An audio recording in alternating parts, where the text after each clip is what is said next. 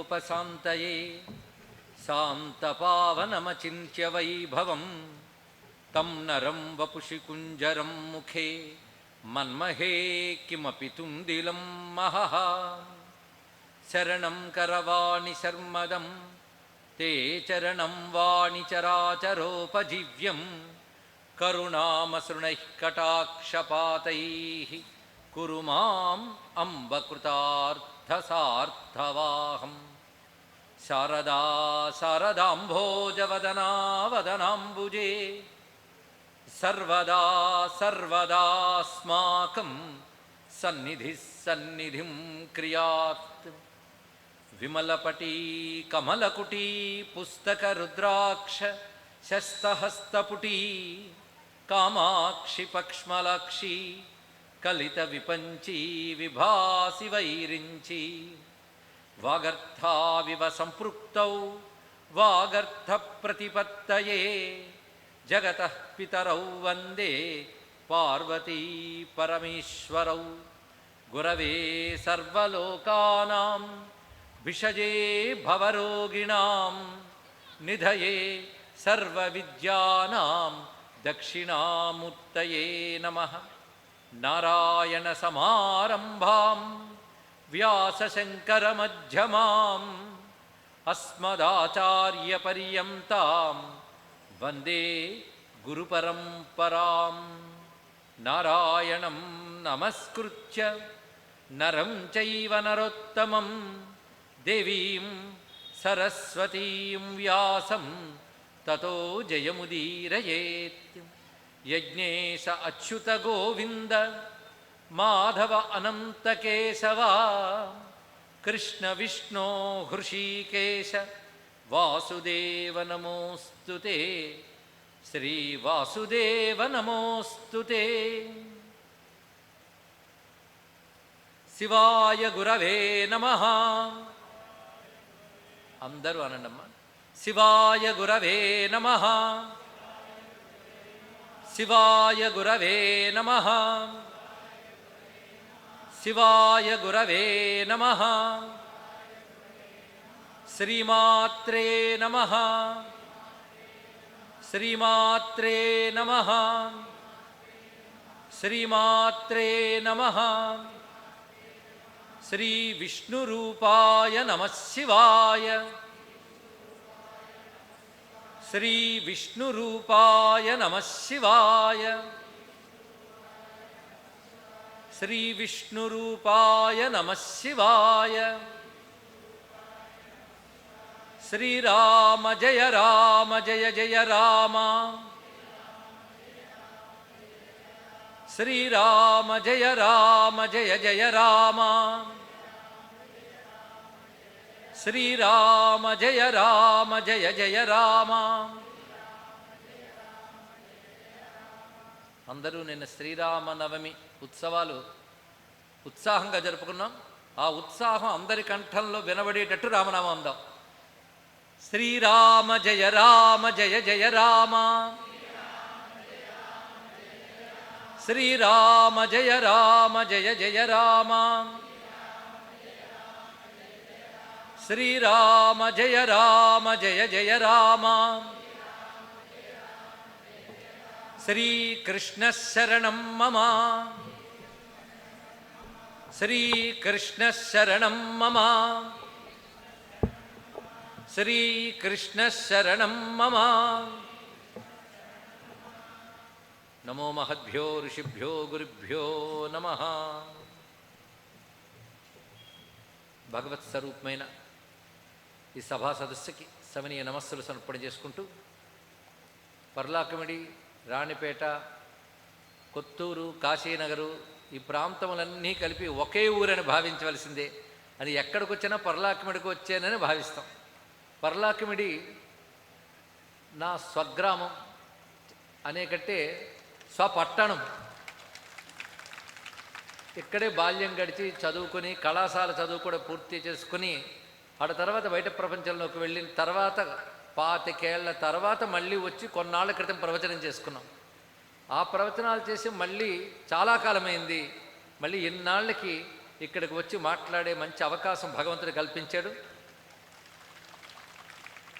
అయితే ఇవాళకి ఇక్కడికి మా హై స్కూల్లో మాకు చదువు చెప్పినటువంటి సూరప్పడు నాయుడు మాస్టారు, ఇంకా అనేక మంది ఆత్మీయులు అప్పటి వారందరూ కనబడుతుంటే, అలాగే మాకు కళాశాలలో ఎకనామిక్స్ పాఠం నేర్పినటువంటి హరిదాస్ గారు, వీళ్ళందరూ పెద్దవారి ఇప్పుడు ఈ సభల్లోకి రావడం చాలా ఆనందకరమైనటువంటి అంశం. ఇలా ఆత్మీయుల మధ్య కూర్చుని కొన్ని మంచి విషయాలు ఇక్కడ ముచ్చరించుకోవడానికి సిద్ధపడడం ఒక ఆనందకరమైన యోగంగా నేను భావన చేస్తున్నాను. ముఖ్యంగా ఈ ప్రాంతంలో, రాణిపేట ప్రాంతాల్లో, పర్లాకిముడి ప్రాంతాల్లో మా నాన్నగారిపై అభిమానం కలవారు చాలామంది ఉన్నారు. విశేషించి రాణిపేటలో మా నాన్నగారిని గురువుగా నేటికి ఇంట్లో ఒక దైవంలా ఆరాధించే వాళ్ళు కూడా ఉన్నారు. అంటే అది ఆనందకరమైనటువంటి అంశం. మా నాన్నగారి యొక్క అనుగ్రహం వల్ల, ఆశీర్వచనం వల్ల వచ్చిన మాటలే చెప్పుకుంటూ వెడుతున్నటువంటి ప్రస్థానంలో మా నాన్నగారిని గురువుగా భావించేటువంటి గ్రామానికి వచ్చి మా నాన్నగారి మాటలు విని వారి శిష్యులుగా ఉన్న పెద్దవాళ్ళు సమక్షంలో ఈ మాట్లాడడం వారిని నేను గుర్తు చేసుకున్నట్లు, వారికి గుర్తు చేసినట్లు కూడా అనిపిస్తుంది. ఇక్కడ వారు కోరుకున్నది ఈసారి విషయం ఏంటంటే, మహాభారతంలో భీష్మాచార్యులు వారు చెప్పిన ధర్మాల గురించి వినాలి అనుకున్నారు. అప్పట్లో మా నాన్నగారు ముఖతః కొన్ని విని ఏవేవి విన్నారో కూడా గుర్తు చేసుకు చెప్తున్నారండి. అంటే సుమారు ఒక 30-40 ఏళ్ల క్రితం వాళ్ళు విన్నవి కూడా గుర్తు చేసుకు చెప్తున్నారు అంటే అంతకంటే ఆనందించదగ్గ అంశం ఏమిటి?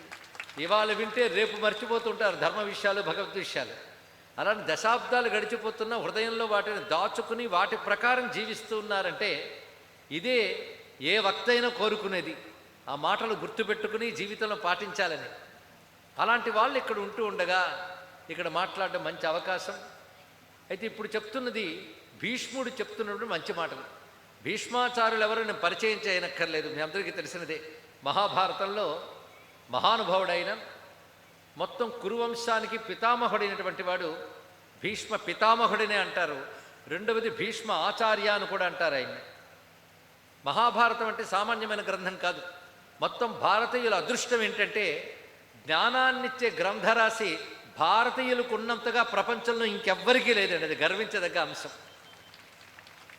మొట్టమొదటిగా మహర్షులు తపోదృష్టితో విన్నటువంటి భగవద్రూపమైన వేదరాశే అనంతముగా ఉన్నది. ఆ వేదములను అనుసరించి సామాన్యుల కోసం ఆ ధర్మాన్ని చెప్పడానికై వాల్మీకి మహర్షి మనకు రామాయణం అనే మహాకావ్యాన్ని రచిస్తే ఆయన త్రోవలోనే వెళ్ళినటువంటి వేదవ్యాసులు వారు మహానుభావుడు అష్టాదశ మహాపురాణాలని, అష్టాదశ ఉపపురాణాలని రచించి అక్కడితో ఆగకుండా అన్నింటి సారమైనటువంటి మహాభారతాన్ని అనుగ్రహించాడు.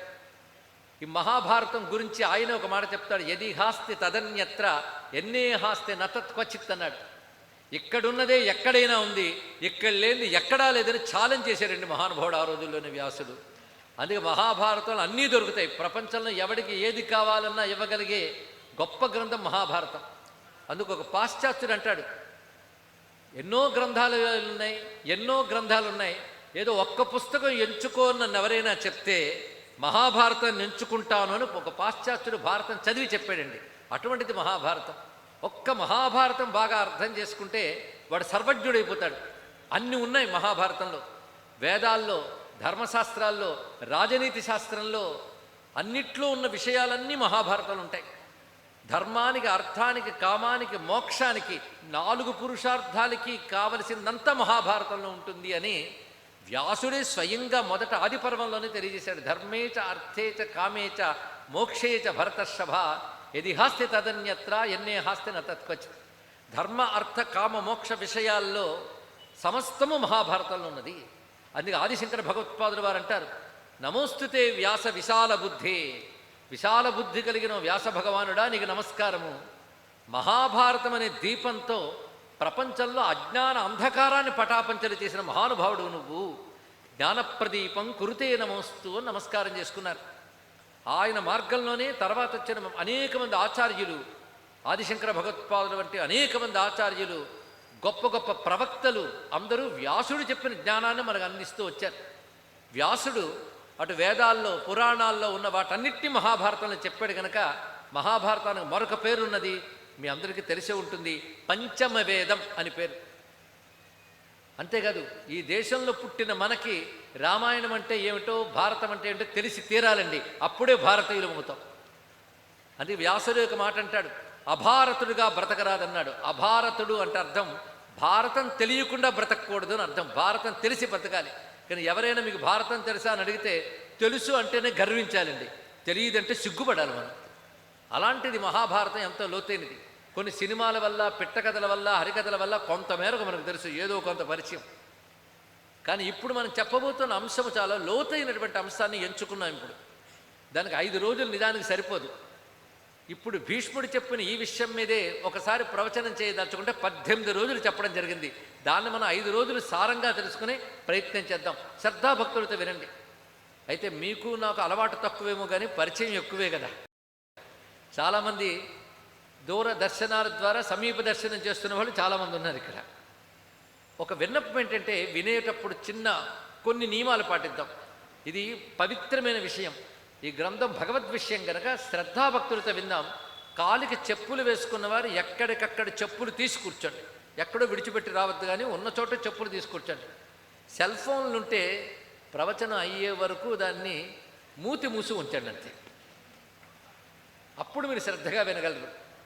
ఎందుకంటే అంత మహావిషయాన్ని 5 రోజుల్లో చెప్పాలంటే నేను కుదించి చెప్పాలి. నేను కుదించి చెప్పాలంటే మీరు ఏకాగ్రంగా వినాలి. మీరు ఎంత ఏకాగ్రంగా వింటే మీ జీవితానికి అంత పనికొచ్చే విషయాలు వస్తాయి. భీష్మ ఆచార్యుడు అన్నాం. ఆయన అసలు పేరు దేవవ్రతుడు, కానీ ప్రతిజ్ఞాబద్ధుడే భీష్ముడయ్యాడు. భీష్ముడనే మాటకి పట్టుదల కలవాడు నకర్థము, శత్రువుల్ని భయపెట్టే పరాక్రమం కలిగిన వాడు అని అర్థం. ఆదిశంకరులు చెప్తారు, అంతర్బహిశత్రువుల్ని కూడా జయించిన పరాక్రమవంతుడు కనుక ఈయన భీష్మాచార్యులు అన్నారు అని ఆదిశంకరులు అన్నారు. అంటే బాహ్య శత్రువులను జయించాడు సరే, అంతఃశత్రువులైన కామక్రోధాది వికారాలను జయించిన వాడండి. బాహ్యమైన పరాక్రమం ఉంది, అన్నీ ఉన్నాయి. దానికి తోడు ధర్మము తెలిసినవాడు. శాస్త్రముల్లో ఉన్న ధర్మం తెలుసు, అనేక నీతి శాస్త్రాలు తెలుసు. తెలియడమే కాదు, అవన్నీ జీవితంలో పాటించినటువంటి వాడు. పైగా పరమ భాగవత శిఖామణి, భగవద్భక్తుడు. మనిషికి 2 చాలా ప్రధానమండి. ధర్మాన్ని ఆచరించాలి, దైవాన్ని ఆశ్రయించాలి. ఈ వాక్యం గుర్తుపెట్టుకోండి. ధర్మాన్ని ఆచరించాలి, దైవాన్ని ఆశ్రయించాలి. అందుకు ఎప్పుడు దైవం మీద విశ్వాసంతో ధర్మాన్ని ఆచరిస్తూ బ్రతకాలి. ధర్మాన్ని ఆచరిస్తూ దైవాన్ని విశ్వసిస్తూ బ్రతికేవాడే నిజమైన జీవితం గడిపిన వాడు అవుతాడు. అందుకే అటువంటి ధర్మం అంటే ఏమిటి, దైవం అంటే ఏమిటో తెలియాలి కదా. ధర్మాలు 1-2 ధర్మాలు అనంతములు, అనంతావయ వేదాహ అన్నారు కనుక అనేక ధర్మములు ఉన్నాయి. ఈ ధర్మాలు ఆయా దేశకాల పరిస్థితులు బట్టి, వ్యక్తులు బట్టి వివిధ విధములుగా అన్వయింపబడుతూ ఉంటాయి. ఆ కాలానికి అనుగుణంగా, ఆయా దేశాలకు అనుగుణంగా, ఆయా వ్యక్తులకి వర్ణ ఆశ్రమాలకు అనుగుణంగా ధర్మాలు అన్వయింపబడుతూ ఉంటాయి. అది ఎలా అన్వయించుకోవాలో కూడా పెద్దలు మనకు తెలియజేశారు. అలా తెలియజేయగలిగేటటువంటి సమర్థత ఎవరికి ఉంటుంది అంటే, ఒకవైపు ధర్మములను తెలియాలి, 2 తాను ఆచరించాలి, 3వది భక్తిపరుడై ఉండాలి, 4వది వాడి రాగద్వేషాలు ఉండకూడదండి.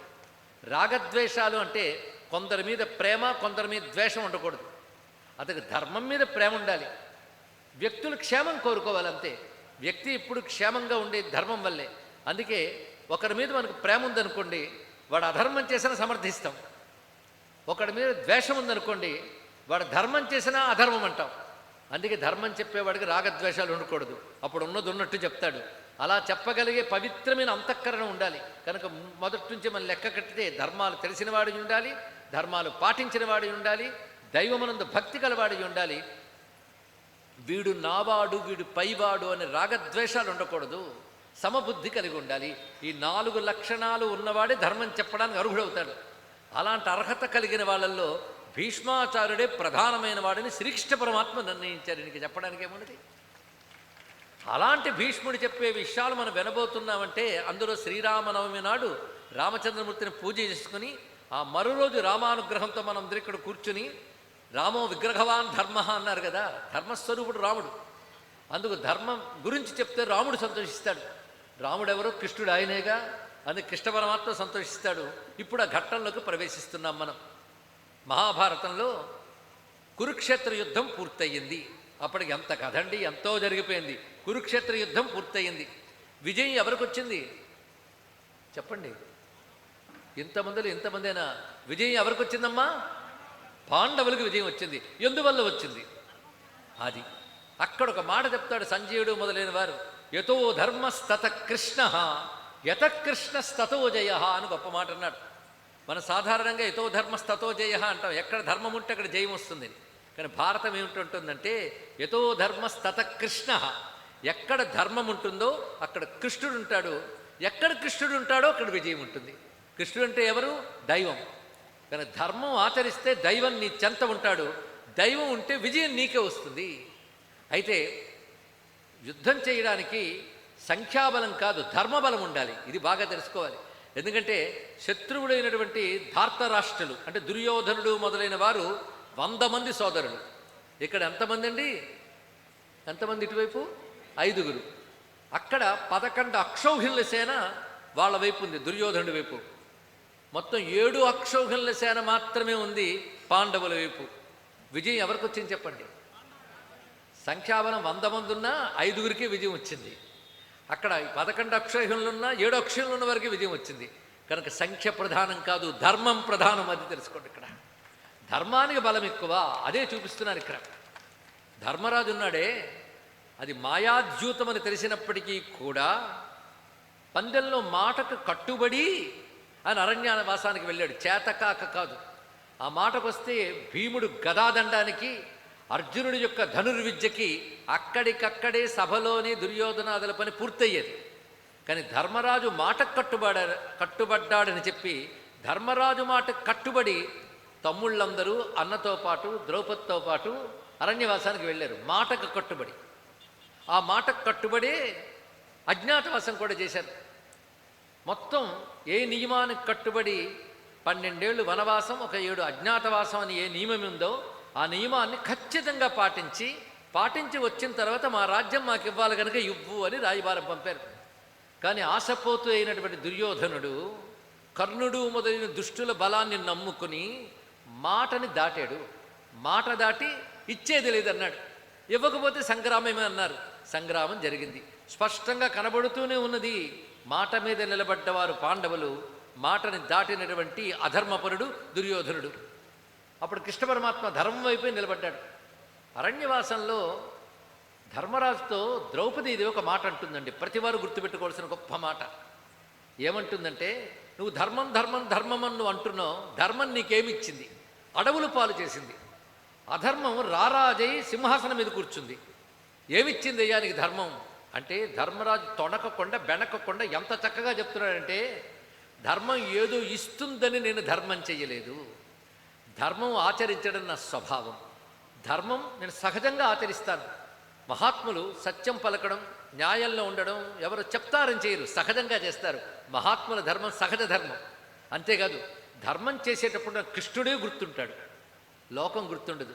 నేను సుఖపడ్డానా దుఃఖపడ్డానా నాకు అనవసరం, కృష్ణుడిని దృష్టిలో పెట్టుకుని ధర్మం ఆచరిస్తాను, ఇంతే నేను చేస్తున్నది అంటాడు. అప్పుడు ద్రౌపది, నాకు కూడా తెలుసు కానీ మీరు దుఃఖపడుతుంటే తట్టుకోలేక అన్నానండి అన్నది. అయితే సుఖదుఖాలు ఇవాళ ధర్మాధర్మాల బట్టి రావు, ఒకప్పుడు చేసుకున్న పుణ్య అపుణ్యాల బట్టి సుఖదుఖాలు వస్తూ ఉంటాయి. కానీ సుఖంలో ఉన్న దుఃఖంలో ఉన్న ధర్మాన్ని తప్పకూడదు. ఇది తెలుసుకోవాలి ఇక్కడ. ఎవడి జీవితం గొప్పదంటే సుఖంగా బ్రతికేవాడు, సంపదతో బ్రతికేవాడు గొప్పవాడు కాదు, ధర్మంతో బ్రతికేవాడు గొప్పవాడు. అందుకే సుఖంగా బ్రతికిన రావణాసురుణ్ణి మన హీరో అనలేదు. కష్టాలు పాలిన ధర్మంగా బ్రతికిన రాముడు హీరో అయ్యాడు. కష్టాలు పాలిన ధర్మానికి కట్టుబడి ధర్మరాజు గౌరవనీయుడయ్యాడు మనకి. అధర్మపరాయణులైన రావణాసురుడు, దుర్యోధనుడు వాళ్ళు ప్రతినాయకులు అయ్యారు కానీ నాయకులు కాలేదు కదా. ఇది గుర్తుపెట్టుకోవాలి. ధర్మమే మనకు గొప్పతనం చేస్తుంది. హీరోయిజం ధర్మంలో ఉందే తప్ప సుఖపడ్డంలో సంపదలో లేదు అని చెప్పిన భారతదేశానికి, భారతీయ సంస్కృతికి, మన గ్రంథాలకి నమస్కారం చేసుకుంటాం. అందుకే కృష్ణుడు పాండవ పక్షపాతే అంటాం కానీ ధర్మపక్షపాత అయినా ధర్మం వైపు ఉంటాడు. అందుకే పాండవుల వైపు ఉన్నాడు. పైగా వాళ్ళకి అడుగడుగునా కాపాడుతూ ఉన్నాడు. ఆ మాటనే నారదుల వారే చెప్తారు. జలజాత ప్రభవాదులు మనములో చర్చించి భాషావళిన్ పలుకం లేని జనార్దనాహ్వయ పరబ్రహ్మంబు నీ ఇంటిలో చెలియై మేనమరందియై సచివుడై చిత్తప్రియుండై మహాఫల సంధాయకుడై చరించుట ఇది నీ భాగ్యంబు రాజోత్తమ అని ధర్మరాజుతో నారదుల వారు చెప్తారండి. బ్రహ్మాది దేవతలకు కూడా లభ్యంగాని భగవానుడు నీకు బంధువై, మిత్రుడై, మంత్రి అయి, తోడు అయి, నీడ అయి, సారథి అయి ఉన్నాడు అంటే అది మీ భాగ్యం అని నారదుల వారే పాండవులను చూసి ఆనందంగా అందంగా అసూయపడ్డారు. అంత కృష్ణ సాంగత్యాన్ని పొందినటువంటి ధర్మరాజాదులు ధన్యులు వాళ్ళు. మొత్తానికి విజయం పాండవులకు లభించింది. ఇంక సింహాసనం మీద కూర్చోవాలి ధర్మరాజు. అప్పుడు ప్రారంభమవుతుంది మహాభారతంలో అద్భుతమైన పర్వములు 2 ప్రారంభమవుతున్నాయి. అది శాంతి పర్వం, అనుశాసనిక పర్వమను 2 పర్వాలండి.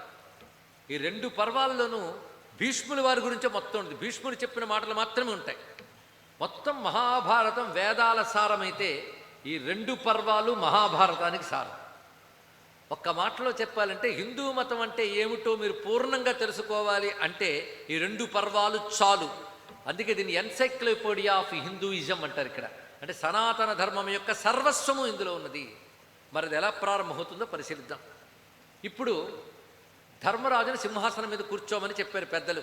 కృష్ణ పరమాత్మ కూడా అక్కడే ఉన్నాడు. కానీ ధర్మరాజు సింహాసనం ఎక్కడానికి మనస్కరించలేదు. ఆయనకి నేను రాజ్యపాలన చెయ్యను, ఎందుకంటే నా వాళ్ళైన వాళ్ళందరినీ యుద్ధంలో ఓడించి ఏం బావుకున్నాను నేను, కనుక నా వైరైన వారినందరినీ నశింపజేసి నేను రాజ్యభోగాలు అనుభవించడం ఏమైనా న్యాయంగా ఉందా? కాబట్టి నా మనస్సు దుఃఖంతో ఉంది, శోకంతో ఉంది, అశాంతితో ఉంది, గనక నేను రాజ్యాన్ని స్వీకరించను అన్నాడు ధర్మరాజు. అప్పుడు కృష్ణ పరమాత్మ మొదలుకొని మహర్షులందరూ అక్కడ ఉన్నారు. ఆ మహర్షుల్లో వ్యాస మహర్షి అక్కడే ఉన్నారు. ఆయన పురోహితులు ధౌమ్యుల వారు ఉన్నారు, నారదుల వారు ఉన్నారు. అనేక మంది మహర్షులు ధర్మరాజుని మందలించారు. తప్పు నాయన నీ భావము, ఇలా ఆలోచించడం తప్పు. ఎందుకంటే క్షత్రుడు అయినటువంటి వాడు ధర్మబద్ధంగా రాజ్యం సంపాదించడం కోసమని అధర్మపరులైన వారిని శిక్షించడం తప్పు కాదు.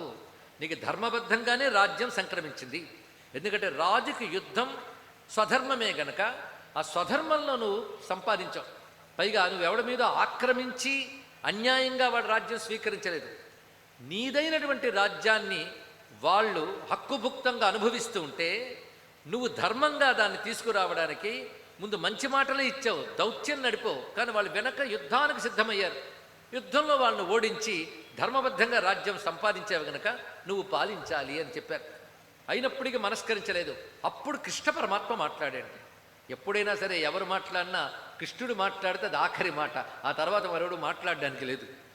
అప్పుడు కృష్ణుడు వచ్చి నీకే మతిపోయిందా అని మందలించాడు. నీ తమ్ముడికి యుద్ధానికి ముందు జ్ఞానం చెప్పాల్సి వచ్చింది, నీకు యుద్ధం తర్వాత జ్ఞానం చెప్తున్నాను అన్నాడండి. ఇక్కడ గుర్తుందా? వాళ్ళ తమ్ముడు ఎవరు? ధర్మరాజు తమ్ముడు అర్జునుడు. ఆయనతో యుద్ధానికి ముందు జ్ఞానం చెప్పాడు కృష్ణ పరమాత్మ. దాని పేరేమిటి చెప్పండి అయ్యా? భగవద్గీత. ప్రతి భారతీయుడు గర్వంగా చెప్పవలసిన గ్రంథం అది. ఏమిటది?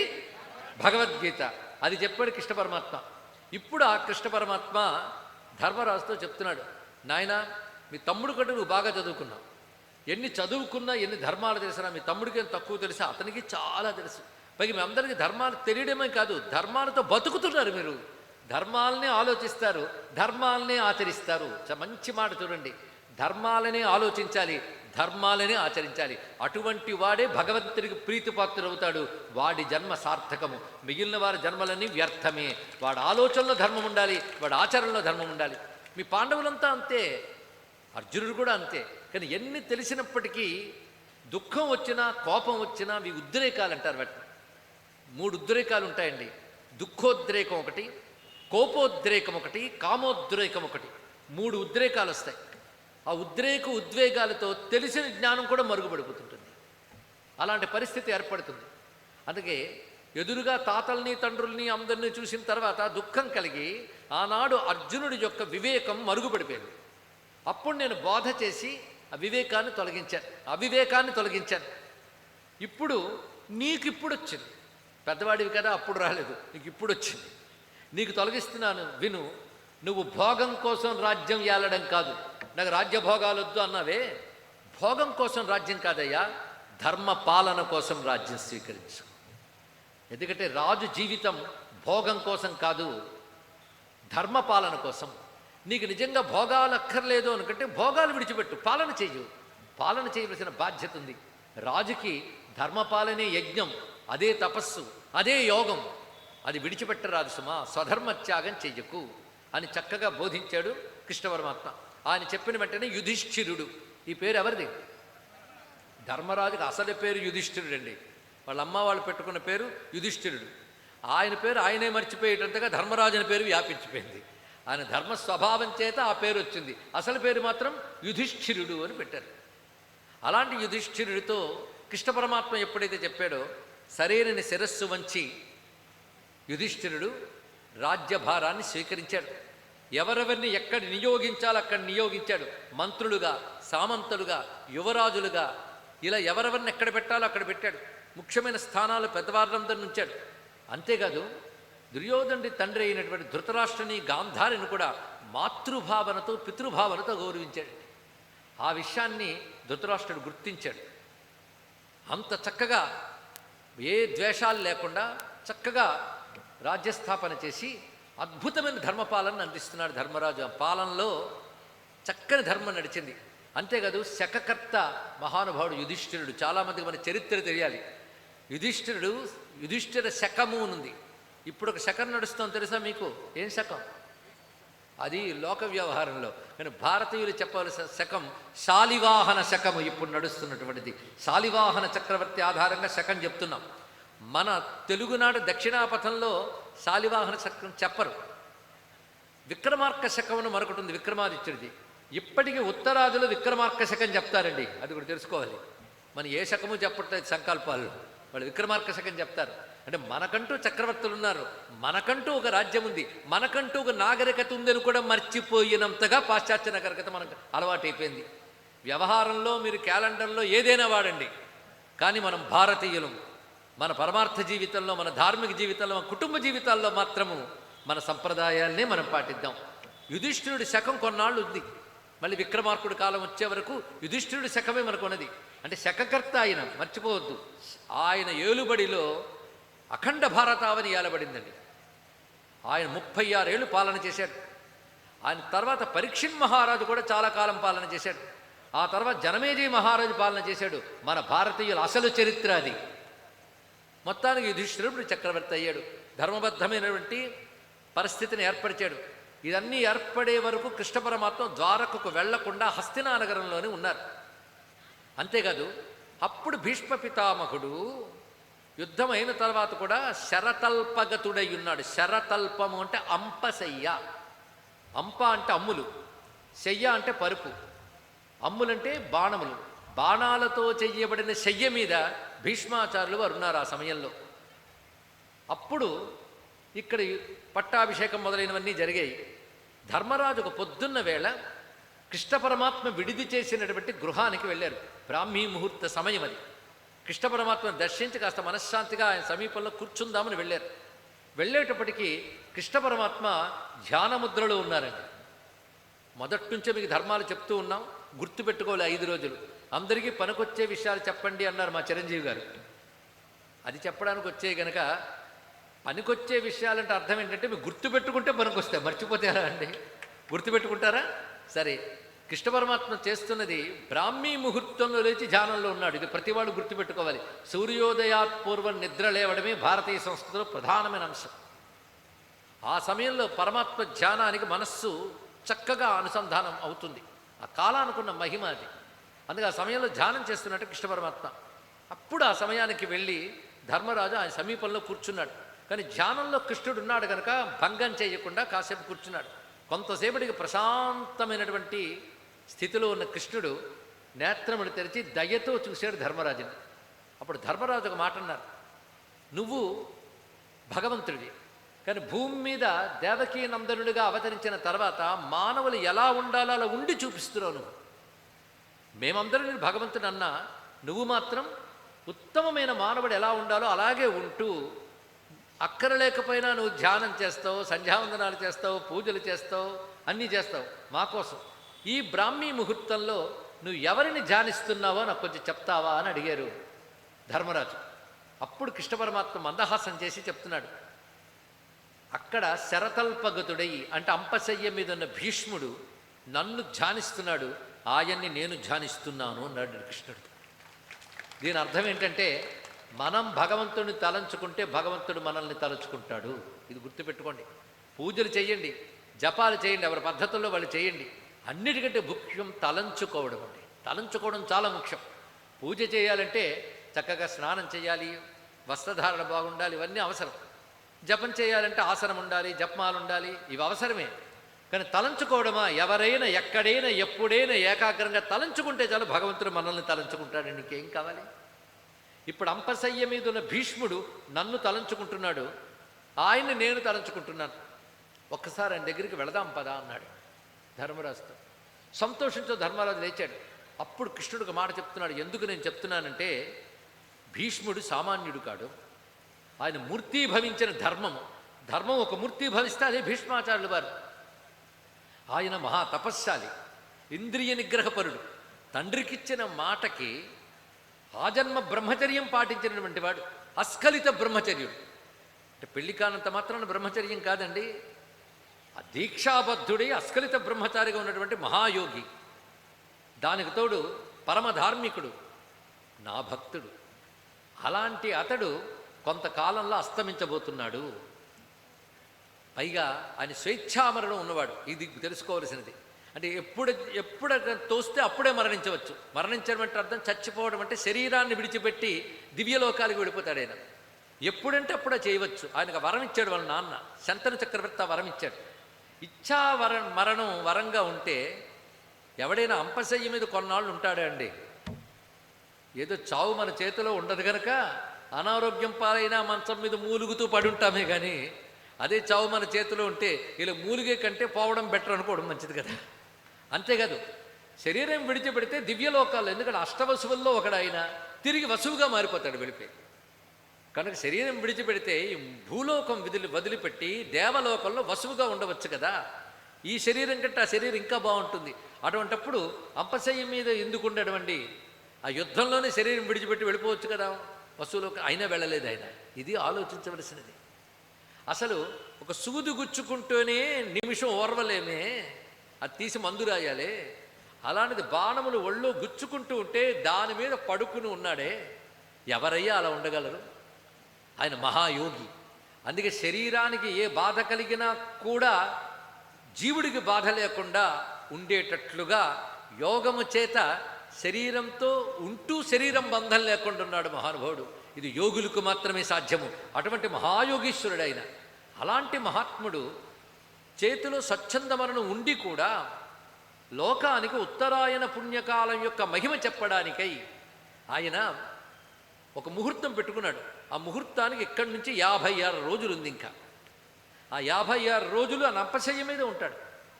అలాంటి మహానుభావుని వద్దకు వెళ్ళి, మీరు తెలుసుకోవలసినవి చాలా ఉన్నాయి సుమా అన్నాడు ధర్మరాజుతో. ఆ రోజుల్లో అప్పుడు తెలుసుకోవాల్సింది ఏముంటుందండి? అప్పుడు ధర్మరాజు వయస్సు ఎంతో తెలుసా? అప్పుడే యుద్ధం చేసి వచ్చాడు ఆయన. ధర్మరాజు వయస్సు, పాండవుల వయస్సు అప్పటికి సుమారుగా 80-90 మధ్యలో ఉన్నారండి. ఈ రోజుల్లో ఆ సమయం వచ్చినప్పటికల్లా శరీరంలో సత్తువులన్నీ ఊడిపోతాయి. అప్పుడు వాళ్ళ సత్తువులతో ఉన్నారు. అంటే వాళ్ళ యోగ శరీరాలు. ఇప్పట్లో ప్లాస్టిక్ తుల్లా తింటున్నది. యోగ శరీరాలు వాళ్ళవి. ఆ యుగపు జీవులు వేరు, ద్వాపర యుగాంత జీవులు వారు. అందుకే శరీరాలు వేరు అందరివి కూడా. ఈయన ఎన్ని వందల ఏళ్ళు ఆయనకి, ఎవరికి మహానుభావుడైన భీష్మాచార్యుల వారికి చాలా పెద్దవాడు, ఎప్పటివాడో తాతగారు. అయినప్పటికీ శరీరంలో పటుత్వం ఉన్నటువంటి వాడు, మహాపరాక్రమశాలి. అంపశయ్య ఎలా ఏర్పడింది అది తెలుసుకోవాలి కదా. చాలామంది అర్జునుడు బాణాలు వేస్తే శయ్య అయిందని కదా. కాదు, అర్జునుడితో యుద్ధం జరిగింది భీష్మ పితామహునికి. యుద్ధం జరిగినప్పుడు అర్జునుడు వేసిన బాణాలన్నీ గుచ్చుకున్న ఆయనకి, గుచ్చుకుని బయటకు కూడా వచ్చేట. చిట్ట చివరికి ఆయన గుచ్చుకున్న బాణాలతో పాటు వాలిపోయాడు. అలా ఏర్పడింది అంపశయ్య. అందుకని కొత్తగా బాణాలు వేయలేదు, బాణాలతో పాటు పడిపోయాడు కింద. గుచ్చుకున్న బాణాలన్నీ నేలలోకి వెళ్ళిపోయి బాణాల మీద ఆయన ఉన్నాడు. ఇలా ఏర్పడిందండి అంపశయ్య. అయితే తల ఒక్కటి వేలాడుతోంది, తలకి బాణాలు గుచ్చుకోలేదు, తల ఒక్కటే వేలాడుతోంది. అప్పుడు నాకు తల కిందకు వేలాడకుండా నొచ్చుకోకుండా పరుపు లాంటిది తయారు చేయాలన్నాడు.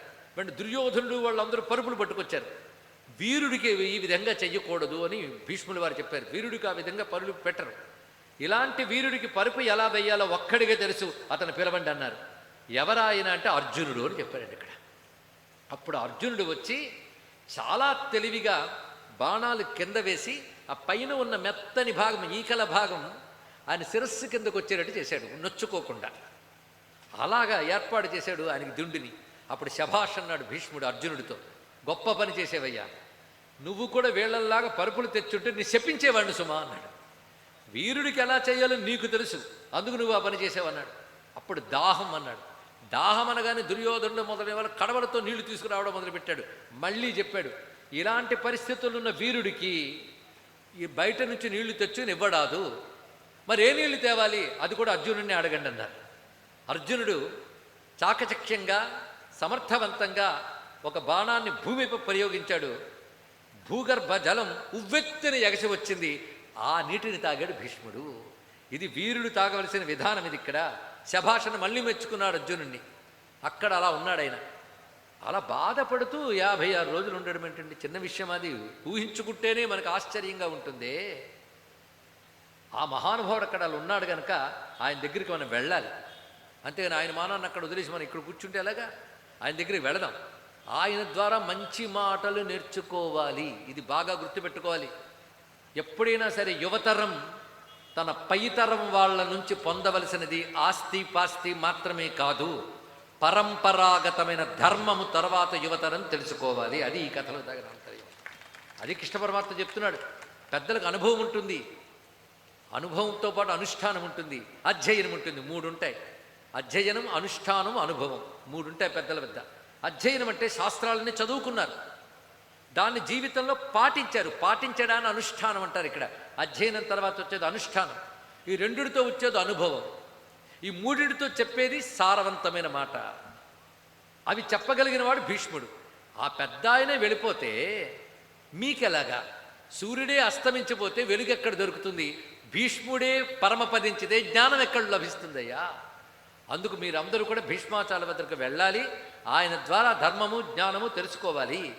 పద అన్నాడు కృష్ణ పరమాత్మ. వెంటనే అప్పటికప్పుడు రథాలు సిద్ధం చేసుకున్నారు. ధర్మరాజు, భీముడు, అర్జునుడు, నకులుడు, సహదేవుడు, మంత్రి సామంతులు, ముఖ్యమైనటువంటి ఆచార్యులు అందరూ కూడా వారి వారి యొక్క రథాలతో బయలుదేరారు. తిన్నగా ఎక్కడైతే భీష్మ పితామహుడు అంపశయ్య మీద ఉన్నారో అక్కడికి వెళ్ళారు. అప్పుడు భీష్ముడు ఏం చేస్తున్నాడు? అమ్మో అయ్యో అని మొలగట్లేదండి ఆయన. ఇక్కడ ఆయన చేస్తున్నది ఏమిటి ఆ సమయంలో అంటే, అంపశయ్య మీద ఉన్న ధ్యానంలో ఉన్నాడు. మనం యోగాసనాలు వేసుకున్నా సరిగ్గా 2 నిమిషాలు కూర్చోలేమే. ఆ మహానుభావుడు అక్కడ కూర్చొని ధ్యానం చేస్తున్నాడు. ఎవరినంటే పరమాత్మని ధ్యానం చేస్తున్నాడు. ఆ ధ్యానం చేస్తూ స్తోత్రం చేస్తున్నాడు. ఈ స్తోత్రం మహాభారతంలో శాంతి పర్వంలో వస్తుంది. దానికి భీష్మ స్తవరాజం అని పేరు. భగవద్గీత ఎంత గొప్పదో ఇది కూడా అంత గొప్పది అంటారు. అంత అద్భుతమైన స్తోత్రం భీష్ములు వారు కళ్ళు మూసుకుని చేస్తున్నారు కృష్ణ పరమాత్మను ఉద్దేశించి. ఆ స్తోత్రం ఇలా పూర్తయి కృష్ణాయ నమః అంటున్నాడో లేదో అప్పుడు కృష్ణుడు ధర్మరాజుతో పాటు అక్కడికి చేరాడు. సరిగ్గా సమయం అది. ఆయన కృష్ణాయ నమః అని కళ్ళు మూసుకున్నాడు. కృష్ణుడు అక్కడే ఉన్నాడు. కళ్ళు తెరిచి చూసేటప్పటికల్లా ప్రసన్న వదనంతో మందహాసంతో చల్లగా చూస్తున్న కృష్ణ పరమాత్మ ఎదురుగా కనబడ్డాడు భీష్ముడి వారికి. ధ్యానిస్తున్న దైవమే ఎదురుగా కనబడేటప్పటికల్లా ఆనందపరచుడై కృష్ణాయ నమః అని మళ్ళీ ప్రత్యక్షంగా నమస్కారం చేశాడు. అప్పుడు కృష్ణుడు, తాత క్షేమంగా ఉన్నావా అని పలకరించాడు. నీ దయవల్ల క్షేమమే స్వామి అని. అప్పుడు ఒక మాట అంటున్నాడు, నీ వంటి సచ్చరిత్ర కలిగిన మహానుభావుడు ఎవరుంటారయ్యా? ఎందుకంటే రాజటే రాగహీనుడటే. మనకు మహాభారతం తెలుగులో అందించిన కవులు 3. వాళ్ళ పేర్లు ఎవరైనా చెప్పగలరా అండి? ఎవరండి? ఒక్కరి పేరు చెప్పండి. నన్నయ్య. 2వ ఆయన తిక్కన. 3వ ఆయన ఎర్రాప్రగడ. ఇదండి మా పరలాకముడి గొప్పతనం. మహానుభావుల పేర్లు మర్చిపోలేదు. నన్నయ్య, తిక్కన, ఎర్రాప్రగడ. అయితే నన్నయ్య గారు అరణ్యపర్వం సగం వరకు రాసి ఆపేశారు. ఆ భాగం అలా వదిలేశారు. తర్వాత విరాట పర్వం నుంచి అందుకుని మహానుభావుడు తిక్కన గారు విజృంభించారు. ఇప్పుడు ఈ శాంతానుశాసన పర్వాలు తిక్కన గారి కవిత్వమే వస్తుంది. మనం తెలుగు వాళ్ళం కనుక తెలుగు పద్యాలు కూడా చెప్పుకోవచ్చు కదా. చెప్తున్న మాట చూడండి. రాజటే రాగహీనుడటే రాజిత సుందరమూర్తి ఎట్ల విభ్రాజిత సంపదున్నత విభాసిత వర్తనుడట్టే కామినీ రాజి మనోజ్ఞ భంగి చతురత్వధనుండటే బ్రహ్మచర్య దీక్షాజిత మన్మథుండునటే జన్మము లిట్టివి ఎందు కల్గుని అంటున్న కృష్ణ పరమాత్మ. ఈయన రాజు. సాధారణంగా అధికారం ఉంటే సంపద ఉంటే భోగాలు వైపు ప్రతి వాళ్ళు పరిగెడతారు. కానీ ఈయన రాజయ్య కూడా భోగాలు వైపు వెళ్లకుండా యోగంలో నిలబడ్డాడు. అది గొప్పతనం అండి. ఎందుకంటే అధికారం చేతిలోకి రాగానే ఎన్నో వేషాలు వేస్తాం. సంపద చేతిలో ఉంటే దైవం కూడా గుర్తురాడు, భోగాలు అనుభవిద్దాం అనుకుంటాం. అలాంటిది అధికారం సంపద ఉంటూ కూడాను వాటికి లొంగిపోకుండా ఉన్నాడే, అది ఈయన గొప్పతనం. రెండవది మహా సౌందర్య స్వరూపుడు. అనేక మంది స్త్రీలు ఈయన సౌందర్యాన్ని చూసి ఆకర్షితులయ్యారు. అయినా బ్రహ్మచర్య దీక్షలో మన్మధుణ్ణి జయించిన మహానుభావుడు ఈయన. ఇలాంటి చరిత్ర ఎవరికి ఉంటుంది? పైగా ఏ విధంగా కూడా ధర్మం తప్పనటువంటి వాడు. ఎన్ని గుణాలు ఈయన దగ్గరున్నాయంటే సచ్చే తపసి దానేచ, వ్యాసుని కవిత్వం చెప్తున్నాం. సచ్చే తపసి దానేచ యజ్ఞాధికరణే తథా ధనుర్వేదేచ వేదేచ నీత్యాంచైవ అనురక్షణే అనుశంసం శుచిం దాంతం సర్వభూతహితే రతం మహారథం త్వత్సదృశం నకించిద్ అనుశుశ్రుమా అంటున్నాడు కృష్ణ పరమాత్మ. దీని భావం ఏంటంటే సత్యంలో ఉన్నాడు ఈ మహానుభావుడు, తపస్సులో ఉన్నాడు, తపస్వి. మూడవది దానశీలుడు. నాలుగవది లోకక్షేమం కోసం భగవదర్పణ బుద్ధితో ఎన్నో యజ్ఞములు చేసినవాడు. ధనుర్వేదంలో నిష్ణాతుడు, చతుర్వేదాల్లో నిష్ణాతుడు, నీత్యా రాజనీతిలో నిష్ణాతుడు. పైగా రాజనీతిని రక్షించినవాడు, అనుశంసం క్రూరత్వం లేనివాడు, శుచి అంటే పవిత్రమైనటువంటి వాడు, దాంతం నిగ్రహ సంపన్నుడు. ఇన్ని ఉంటూ సర్వప్రాణి కోట్ల హితాన్ని కోరేవాడు. అన్నిటికంటే గొప్పది ఇదండి. ఇన్ని ఉండాలి, అందరి ప్రాణుల హితాన్ని కోరేవాడు, అటువంటి గుణం కలిగిన వాడు. పైగా పరాక్రమంలో మహారథం, మహాపరాక్రమవంతుడు. ఇన్ని గుణములు కలిగడంలో నీతో సమానుడెవడు ఉంటాడయ్యా? అలాంటి మహానుభావుడు నువ్వు. అలాంటి నిన్ను కీర్తించాలి అంటే ఎవడికి వల్ల అవుతుంది? ఇలా ఇచ్ఛామరణం చేతిలో ఉండి కూడా అంపశయ్య మీద కూర్చొని నువ్వే ఒక ముహూర్తం పెట్టుకున్నావు. అంటే ఉత్తరాయణ పుణ్యకాలంలో పోతే పుణ్యలోకాలకు వెళ్తారు, అందుకోసం కూర్చోలేదు భీష్ముడు. ఇది కూడా తెలుసుకోండి, ఇది ఒక రహస్యం. చాలామంది అనుకుంటారు ఉత్తరాయణ పుణ్యకాలంలో పోతే మోక్షం కనుక అప్పటి వరకు కూర్చున్నాడు అని. చాలా తప్పు మాట అది. ఉత్తరాయణ పుణ్యకాలం చాలా పవిత్రం, మన సత్కర్మలు ఆచరించడానికే. కానీ జనన మరణాలు మన చేతుల్లో లేవు. ఉత్తరాయణ పుణ్యకాలం అని చెప్పేసి ఆత్మహత్య చేసుకుంటే నరకాలకు పోతాడు, తెలుసుకోండి. నరకానికి కూడా ఇప్పుడు గతి లేక పిశాచమే తిరుగుతాడు.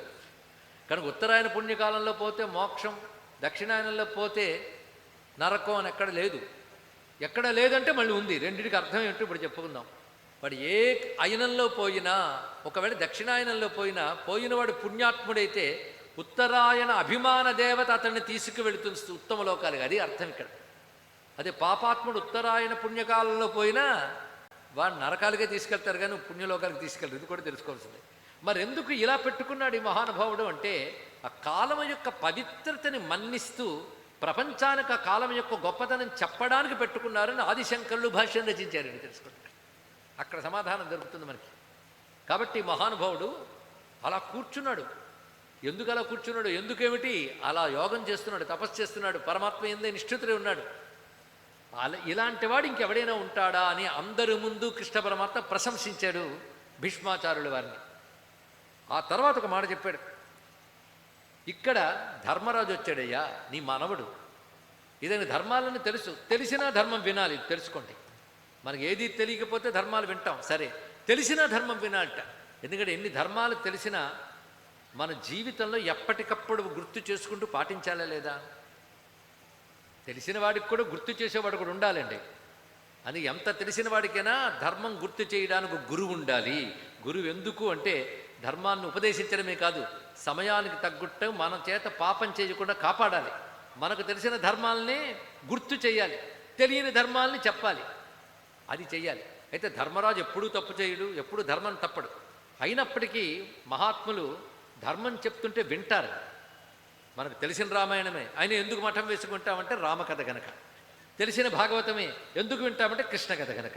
భగవత్కథ భాగవతులు ధార్మికులు వింటారు. విన్నప్పుడు కలిగి ఒక ఆనందం ఉంటుంది. ఇంకొక రహస్యం ఉన్నది, ధర్మం మీద ప్రీతి కలగడం అనేక జన్మల పుణ్యం ఉంటే కానీ రాదండి, అందరికీ రాదు. కొందరు ధర్మం గురించి చెప్తే అబ్బబ్బో రండి అంటాడు, ఇంకా వాడు బతుకే వ్యర్థం అని అర్థం. ధర్మం గురించి చెప్తూ ఉంటే విని ఆనందించడం ఒక సంస్కారం అండి. ఎందుకంటారా? ధర్మం దైవం యొక్క స్వరూపము, ఇది బాగా తెలుసుకోండి. రామో విగ్రహవాన్ ధర్మ, ధర్మం ఒక ఆకారం ధరిస్తే రాముడు అన్నారు. ఇదే భీష్ముడు చెప్తాడు, ధర్మస్య ప్రభువు అచ్యుత, ధర్మానికి ప్రభువు అచ్యుతుడు నారాయణుడు. కనుక నారాయణుడు ఒక శరీరం ధర్మం, అది శబ్ద రూపంలో ఉంటుంది. ధర్మం పాటిస్తే నారాయణుడు ఉన్నట్లే, ధర్మమే నారాయణుడు కనుక. అలాగే ధర్మం చెప్తూ ఉంటే ఏం జరుగుతుందో తెలుసా? గొప్ప రహస్యం ఇక్కడ. ధర్మం చెప్తూ ఉంటే ఉత్తమ పురుషులకి మనస్సు శాంతిగా ఉంటుంది. వాళ్ళ మనస్సులో ఏదైనా కల్లోలం ఏర్పడింది అనుకోండి, కొన్ని ధర్మ విషయాలు వింటే చాలు వాళ్ళ మనస్సులో ఉన్న అలజడి, అశాంతి, భయము ఇలాంటి వికారాలు పోయి వాళ్ళకి శాంతి, సంతృప్తి, సంతోషం లభిస్తాయి. అందుకే అలాగా ధర్మం వింటూ ఉంటే సంతోషించే స్వభావం మహాత్ములకు ఉంటుంది కనుక వాళ్ళ ధర్మం వింటారు. అందుకు ధర్మరాజు వింటాడు. తెలుసుకోండి, ఇక్కడ తెలియక కాదు. ఎందుకంటే ఎంత తెలిసినా ఇంకా తెలుసుకోవాల్సి ఉంటూనే ఉంటుంది. ఇది కూడా తెలుసుకోవాలి. ఇక్కడ మా మాస్టర్లు కూడా మాకు అదే చెప్పారు. అన్నీ తెలిసిన వాడు ఎవడు ఉండడు, ఎంత తెలుసుకున్నా ఇంకా తెలుసుకోవాల్సింది ఉంటుంది. చచ్చే వరకు విద్యార్థిగా బ్రతకాలి, గుర్తుపెట్టుకోండి. మరణించే వరకు నేర్చుకుంటూనే ఉండాలి. ఆమె నేర్చుకున్నామండి, డిగ్రీ వచ్చిందని తాళం వేసేస్తే జ్ఞానానికి తాళం వేసేసినట్టే. నీరు ఊరినట్టు నిరంతరం మనలో జ్ఞానం ఊరాలండి. అదే మనల్ని ఉత్తమగతికి తీసుకెళ్తుంది. అది నిరంతరం నేర్చుకోవాలి. ఏం నేర్చుకోవాలి? ధర్మ విషయాలు నేర్చుకోవాలి, దైవ విషయాలు నేర్చుకోవాలి. అందుకే విన్నదే వినాలి, తెలుసుకోవలసినవి తెలుసుకుంటూ ఉండాలి. అందుకే ధర్మరాజుని తీసుకొచ్చి కూర్చోబెట్టాడు. నీ ద్వారా తెలుసుకోవాల్సిన విషయాలు ఎన్నో ఉన్నాయి. నీ అనుభవం ఎంత, నీ జ్ఞానం ఎంత, నీ నుంచి వీళ్ళు నేర్చుకోవాలి సుమా. వీళ్ళకి నేర్పు. పైగా ఈయన మనస్సులో ఒక గ్లాన్ ఉంది. నేను తప్పు చేశాను అని గిల్టీ కాన్షియస్నెస్ అంటారు ఇంగ్లీష్లో దాన్ని, అపరాధ భావన. నేను తప్పు చేశాను, యుద్ధంలో నా వాళ్ళందరినీ సంహరించి రాజ్యాన్ని స్వీకరించానని మనసులో బాధపడుతున్నాడు. ఏదో నేను గట్టిగా మందలించాను కనుక కాదని లేకుండా సింహాసనం ఎక్కాడు, కానీ లోపల మనస్సులో తొలుస్తుంది ఆయనకి. ఆ సందేహంతో పాటు అతను ఏమేమి అడుగుతాడో అన్నిటికీ సందేహాలు తీర్చు, మేము కూడా కూర్చుని వింటామన్నాడు కృష్ణుడు. అయితే అప్పుడు భీష్మాచార్యుల వారికి నమస్కారం చేసి, స్వామి నీ మాట నేను కాదని అనలేను కానీ అవునని ఒప్పుకోలేకపోతున్నానయ్యా అన్నాడు. ఎందుకంటే నా శరీరంలో ప్రస్తుతం ఉన్న స్థితి ఏమిటంటే బాణాలు గుచ్చుకుంటూ ఉన్నాయి. అటువంటిప్పుడు శారీరక పరిస్థితి ఎలా ఉంటుంది?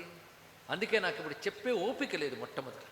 ఇంకొకటి, మోక్షం మీద లక్ష్యం ఉన్నవాళ్ళు బ్రతుకంతా ధర్మాలు పాటిస్తారు, కానీ చివరి ఘడియల్లో ఇంక ధర్మాధర్మాల గురించి ఆలోచించరు. లోకానికి సంబంధించినవి, మోక్షం గురించి ఆలోచించాలి. మోక్షం గురించి అంటే లోక వ్యవహారాలను ఆపేసి పరమాత్మ చింతన చేయడమే మోక్షం. ఇది గుర్తుపెట్టుకోవాలి. చచ్చే వరకు లోకం కోసం తాపత్రయపడ్డం కాదు. చివరికి లోకానికి నువ్వుండవు, లోకం నీకుండదు, గుర్తుపెట్టుకో ఇక్కడ. కనుక ఎప్పటికో అప్పుడు ధర్మముతో లోకంలో ప్రవర్తించాలి, కానీ ఒక సమయంలో మాత్రం లోకంతో సంబంధం వదిలి అంతర్ముఖుడి లోపలి పరమాత్మను పట్టుకోవాలి. కనుక కొంతవరకే లోకం పని, తర్వాత లోపలి పని. ఇది తెలుసుకోవాలి. పరమాత్మ వెళ్ళాలి. కాబట్టి ఇంకా ఈ సమయంలో నేను ఈయనకి ధర్మం ఇది అధర్మం ఇది అని చెప్పను. నేను చెప్పడం మొదలెట్టాననుకో, ఏవీ తెలియకపోతే ఒక సందేహం ఉంటాయి, చెప్పడం మొదలు పెడితే 100 సందేహాలు వస్తాయి. అవునా లేదండి? ఒకటి చెప్తే ఒక డౌట్ వస్తుంది, దానికి మళ్ళీ నేను సమాధానం చెప్పాలి. దీన్ని ప్రతి సంభాషణ అంటారు, తిరిగి సమాధానం చెప్పడం. నా శరీరానికి ప్రస్తుతం ప్రతి సంభాషణ క్షమ, తిరిగి జవాబు చెప్పగలిగేటువంటి ఓపిక కూడా నాకు లేదు.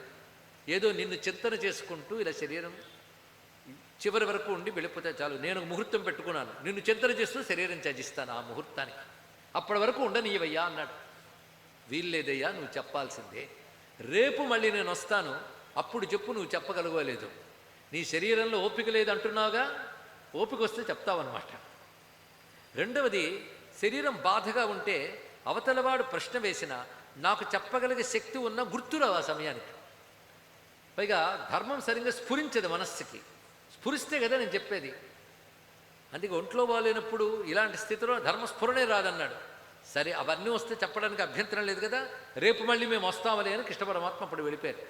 మళ్ళీ మరురోజు ప్రాతకాలంలో కృష్ణుడు, ధర్మరాజు, మిగిలిన వారందరూ యథాతథంగా వచ్చారు. వచ్చిన తర్వాత కృష్ణ పరమాత్మ అప్పుడు అన్నాడు, తాత ఇప్పుడు ఎలా ఉంది అన్నాడు. అంటే ఒక్కసారిగా ఆయన నమస్కారం చేసి, స్వామి నువ్వు ఏం మాట్లాడి వెళ్ళావో ఏమిచ్చావో కానీ నువ్వు వెళ్ళిన దగ్గర నుంచి నాకు దాహం లేదు, ఆకలి లేదు, ఒంట్లో నిస్సత్తువ లేదు. నమే గ్లానిహి నతే ముచ్చ, నాకు గ్లాని లేదు, శరీరంపై మైమరపు లేదు, పూర్తి బలంగా ఉన్నాను, ఆకలి దప్పుకులు లేవు, పుష్టిగా ఉన్నాను. ఏంటో ఆశ్చర్యం కొనిది. ఆశ్చర్యమేముందయ్యా, ఆశ్చర్యాలేక ఆశ్చర్యము కృష్ణ, నువ్వే ఆశ్చర్యము. నీ అనుగ్రహంతో ఇవన్నీ ఉంటాయి. పైగా నాకు స్పష్టంగా ఏది ధర్మం ఏది అధర్మం తోచుతోంది. నాకు ఎన్ని చదివినా తోచాలి కదా, అవి కనబడుతున్నాయి. ఇలా నీ వల్ల నాకు పూర్తిగా న దాహో న మోహ న శ్రమశ్చైవ కలమో గానహిస్తథా రుజా. నాకు పొరపాటు పడ్డం లేదు, ఒకదానికొకటి తడబడ్డం లేదు, దాహం లేదు, ఆకలి లేదు. ఇదంతా తవ ప్రసాదాత్ వార్ష్ణేయ. వార్ష్ణేయ అంటే వృష్ణి వంశంలో పుట్టినటువంటి కృష్ణ పరమాత్మ, తవ ప్రసాదాత్ సద్య ప్రతిగతాని మే. నిన్నటి వరకు బాణాల పరుపు మీద ఉన్న నాకు ఉన్న బాధ ఇప్పుడు లేనే లేదు. పైగా ఎంత ఆశ్చర్యం ఏంటంటే, యువకుడుగా ఉన్నప్పుడు ఎంత బలం ఉంటుందో అంత బలము నాకుంది ఇప్పుడు. చెప్పడానికి సిద్ధమే, కానీ ఒక్క చిన్న సందేహం ఉంది. నాకు ఈ బలమిచ్చి నా చేత చెప్పించే కంటే సర్వ విద్యానిధివైన నువ్వే చెప్పచ్చు కదా, నా దాకా ఎందుకు తెచ్చావు అని అడిగాడండి. ఈ ప్రశ్న బాగుందా లేదా? ఇక్కడొచ్చి నా దగ్గరకు వచ్చి నాకు బలమిచ్చే నా చేత చెప్పించడం కంటే నువ్వే చెప్పవచ్చు కదా. వీడు తమ్ముడికి చెప్పు భగవద్గీతని. పైగా సర్వ విద్యలకి నిధివి నువ్వు. ధర్మము, జ్ఞానము, మోక్షము, పవిత్రత అన్ని కృష్ణుని యందే ఉంటాయి, ఇంకెక్కడ ఉండవు. అలాంటి కృష్ణుడు నువ్వు చెప్పచ్చు కదా, నా చేత ఎందుకు చెప్పిస్తున్నావు అంటే ఒక చిన్న నవ్వు నవ్వి, నేను చెప్పాననుకో కృష్ణుడు గొప్పగా చెప్పాడు అంటారు, అది నాకేం కీర్త? కృష్ణుడు గొప్పగా కాక ఎలా చెప్తాడండి? సూర్యుడు గొప్పగా వెలుగునిచ్చును, అది చెప్పవలసిన పనేముంది, ఎలాగూ అదే చేస్తాడు. చంద్రుడు చల్లగా ఉండును, గాలి బాగా వీచును, చెప్పడం ఎందుకు, వాళ్ళ పనే అది. అలాగే కీర్తి, ధర్మం అవన్నీ నాకు సహజంగా ఉన్నాయి. నా భక్తుడు ఎంత గొప్పవాడో లోకానికి తెలియాలి, అందుకు నీ చేతి చెప్పిస్తున్నాను. గొప్ప విషయం.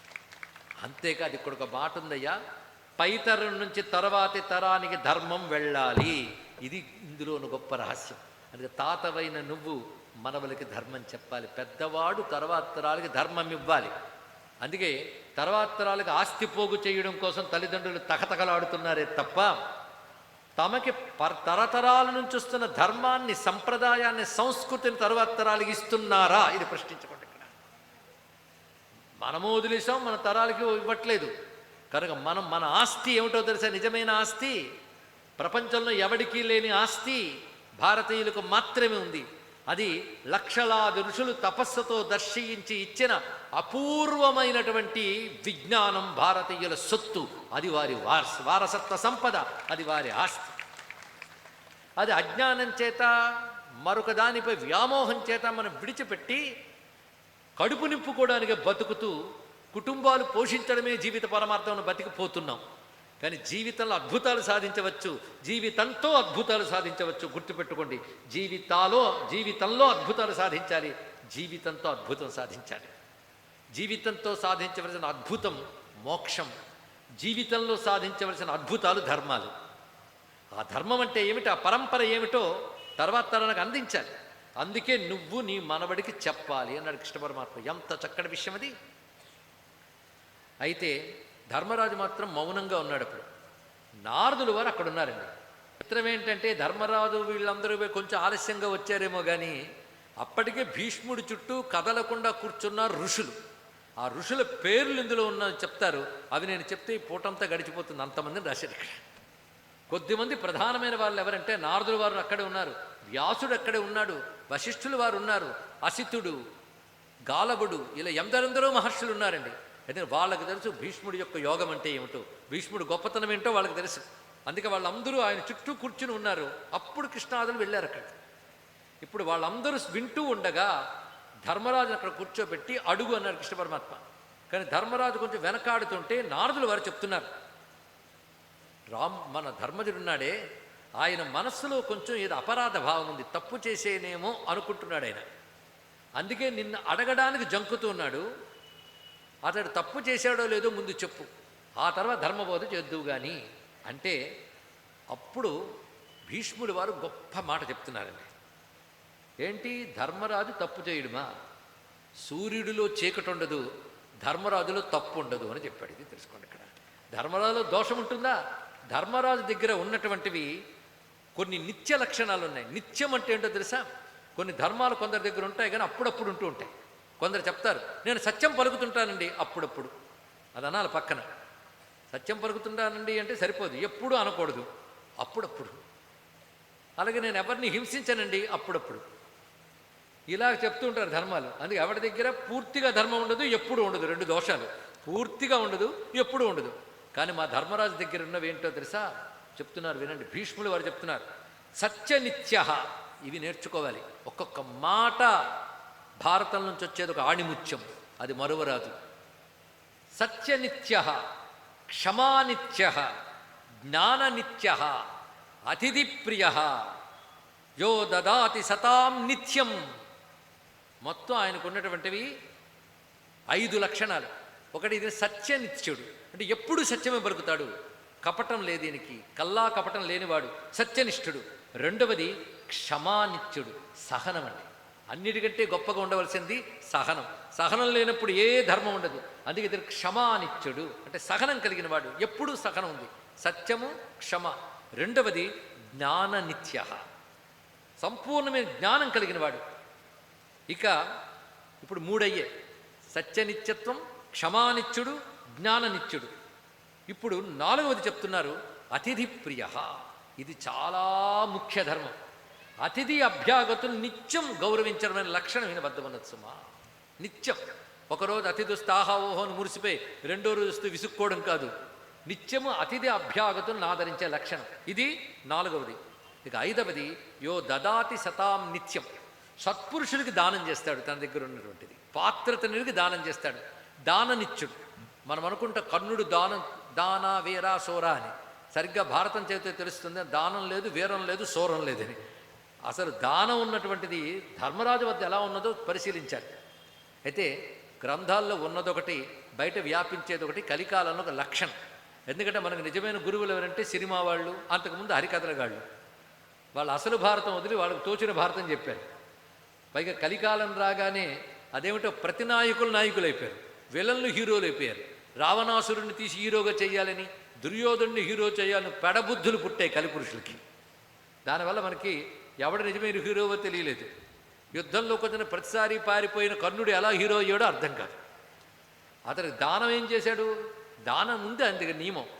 కానీ ఆఖరికి ఇంద్రుడికి కవచకొండల దానం చేసినా మళ్ళీ ఆయన దగ్గర నుంచి మరో వరం పొందాడు. ఒకటి ఇచ్చి ఇంకోటి పుచ్చుకుంటే దానం ఎలా అవుతుందండి? దాన నిత్యత్వం ఎవరి దగ్గర ఉందంటే ధర్మరాజు దగ్గర ఉందిట. ఇప్పుడు ఎన్ని నిత్యత్వాలు ఉన్నాయో గుర్తుపెట్టుకోండి, మళ్ళీ రిపీట్ చేస్తున్నా. సత్యనిత్యుడు, క్షమానిత్యుడు, జ్ఞాననిత్యుడు, అతిథి మర్యాదానిత్యుడు, దాననిత్యుడు. తర్వాత ఇన్ని నిత్యత్వాలు కలిగినటువంటి వాడు. అంతేకాదు ఈయన గుణం ఎలాంటిది అంటే అద్భుతమైన మాట చెప్తున్నాడండి భీష్ముడు. ఎందుకంటే ఆయన ఒకరిని వెనకేసుకురాడు, ఇంకొకరిని తిట్టడు, ఉన్నదున్నట్టు చెప్తాడు. అందుకే ధర్మరాజు అంటే ఏమిటో చెప్తున్నాడు. యో న కామాన్ న సంరంభాన్ న భయాన్ న అర్థకారణాత్ కుర్యాదధర్మం ధర్మాత్మ సమాం పృచ్ఛతు పాండవ. ఈ మాట అందం ఏమిటంటే కామంతో కానీ, తొందరపాటుతో కానీ, అర్థాన్ని ఆశించి కానీ, క్రోధంతో కానీ అధర్మం చెయ్యడు ధర్మరాజు. ఇది గొప్ప విషయం అండి. ఇక్కడ ఎవడైనా అధర్మం ఎందుకు చేస్తారంటే కోరిక పుడితే అధర్మం చేస్తాడు, తెలుస్తూనే ఉంటుంది అది అధర్మం అని, కానీ కోరిక తెచ్చుకోవడానికి అధర్మం చేస్తాడు. రెండవది అర్థం వస్తుంది, ప్రయోజనం వస్తుంది అంటే పోతే ధర్మం పోయింది కానీ డబ్బు వస్తుంది కదా అని అర్థకారణంగా కొందరు ధర్మం చేస్తారు. ఇంకొకరు తొందరపాటుతో అధర్మం చేస్తారు. చాలా మంచివాడి కానీ తొందర వచ్చేస్తుంది, కోపంతో 4 తిడతాడు. అవునా లేదా? మంచివాడినేనండి కానీ కోపం వస్తే తట్టుకోలేనండి, ఏం లాభం అండి? అందుకు కొందరు ఉంటారట, వాళ్ళకి కోపం రాదుట, సంవత్సరానికి 2 మార్లు వస్తుందట, వచ్చినసారి ప్రతిసారి 6 నెలలు ఉంటుందట. ఇంకా చెప్పండి ఆ కోపం ఏంటో. ఇలాంటి కొందరు ధార్మికులు ఉంటూ ఉంటారు. కానీ ఇక్కడ గొప్ప మాట చెప్తున్నాడు ఏంటంటే కామంతో కానీ, తొందరపాటుతో కానీ, అర్థకారణంగా కానీ ఇసుమంత కూడా అధర్మం చెయ్యని ధర్మాత్ముడైన ధర్మరాజు నిస్సంకోచంగా నన్ను ప్రశ్నించుగాక అన్నాడు భీష్మాచార్యుల వారు. ఏం మాట చెప్పాడండి ఇక్కడ. దీన్ని బట్టి ధర్మరాజు క్యారెక్టర్ ఏమిటో మనకు అర్థమవుతుంది. అంత ఉత్తముడు. అన్ని కృష్ణుడి దగ్గరుండి తెచ్చి కూర్చోబెట్టాడు ఆయన్ని. ఇలాంటి ధర్మరాజు అడగాలి అంటే అప్పుడు ధర్మరాజు ప్రశ్నించడానికి సిగ్గుపడుతున్న దశలో వాసుదేవుడే అన్నాడు. మా ధర్మరాజు కొంచెం సిగ్గుపడుతున్నాడు ఎంత చెప్పినా. యుద్ధంలో గురువులను బంధుమిత్రులను క్రూరశరంబుల కూల్చెనుగ్రతం నరుల అనేక కోటుల రణంబున తా తెగటార్చెగాన ఈ కురుపతి నీ సమక్షమునకున్ గదియం బయలోడెడు కృపావరహిత కార్యకర్మటుడు వీడని యాడుదు ఎన్ తలంపునన్. క్రూరంగా యుద్ధం చేసి తన వారినందరినీ సంహరించే రాజ్యాన్ని తీసుకున్నాడు అని నువ్వు ఇతడిపై ఏదైనా దురభిప్రాయం ఏర్పరచుకున్నావేమోననేటటువంటి అనుమానంతో, బిడియంతో ప్రశ్నించడం లేదు ఇతడు. ఏమంటావు నువ్వు అన్నాడు. అప్పుడు భీష్ముల వారు మొట్టమొదటిగా మాట్లాడుతూ ఉన్నారు. ఇప్పటి నుంచి ధర్మాలు చెప్పాలి. ధర్మాలు చెప్పబోయే ముందు భీష్ముడు నమస్కారం చేసుకుంటున్నాడు చూడండి. ఎందుకంటే మనం ఒక మంచి మాట చెప్పే ముందు భగవంతుని తలంచుకోవాలి. కారణం ఏంటంటే మనకు అన్నీ తెలియవు, అజ్ఞానం కూడా ఉంటుంది. ఇంకొకటి, అజ్ఞానమే జ్ఞానం అనే భ్రాంతి కూడా ఉంటుంది. అదో పెద్ద ప్రమాదకారం. నేను అజ్ఞానం గుర్తిస్తే సగం జ్ఞానం ఉన్నట్లే, కానీ గుర్తించం కదా. మనం జ్ఞానవంతులు అనుకుంటాం, అది ప్రమాదం. అందుకే ఎప్పుడు కూడా భగవంతుని ప్రార్థన చేసి మంచి విషయం ఎందుకు ప్రారంభిస్తారంటే, పొరపాటును కానీ, తొందరపాటుతో కానీ, కామంతో కానీ, రాగద్వేషాలతో కానీ నా నోట తప్పు పలకరాదు అని భగవంతుని ప్రార్థించాలండి ప్రతివాడు కూడా. అది ఒక ప్రవచనం చెప్పేవాడు ఉండవలసిన అర్హత ఏమిటంటే రాగద్వేషాలు ఉండరాదు. ధర్మం గురించి ఎంత తెలిసినా ధర్మం చెప్పిన పెద్దలని, గురువులని, దైవాన్ని నమస్కరించుకుని మాట్లాడాలి. వారి దయతో మాట్లాడాలి. సొంత కవిత్వాలు పనికిరాదు. పెద్దలు చెప్పిన మాటను తూచా తప్పకుండా చెప్పాలి, మాట మీరకూడదు. అందుకే భీష్ముడంతటి వాడు నమస్కారం చేసుకుని ప్రారంభిస్తున్నాడు. ఆ శ్లోకం నేను ఒక్కసారి వినిపిస్తాను, తర్వాత మీ చేత అనిపిస్తాను. అది రోజు అనుకుందాం, అలాగేనా? నమో ధర్మాయ మహతే నమః కృష్ణాయ మేధసే బ్రాహ్మణేభ్యో నమస్కృత్య ధర్మాన్ వక్ష్యామి శాశ్వతాన్. మొదలు పెడదామా? నమో ధర్మాయ మహతే నమో కృష్ణాయ వేధసే నమః కృష్ణాయ వేధసే. చెప్పండి. నమః కృష్ణాయ వేధసే బ్రాహ్మణేభ్యో నమస్కృత్య ధర్మాన్ వక్ష్యామి శాశ్వతాన్. ఇందులో ముగ్గురికి నమస్కారం చేసుకున్నాడు. అది గుర్తుపెట్టుకుంటే చాలు. శ్లోకం అంతా చెప్పకపోయినా ముగ్గురికి నమస్కారం చేసుకోవాలి. ఆ ముగ్గురికి నమస్కారం చేస్తే ఏమవుతుందో తెలుసా? మీరు ఒకరికి ధర్మం బాగా చెప్పగలరు కాదు, మీరు చక్కగా ధర్మం ఆచరించగలరు. బుద్ధికి సరియైన సమయంలో సరియైన ధర్మం భగవంతుడు స్ఫురింపజేస్తాడు.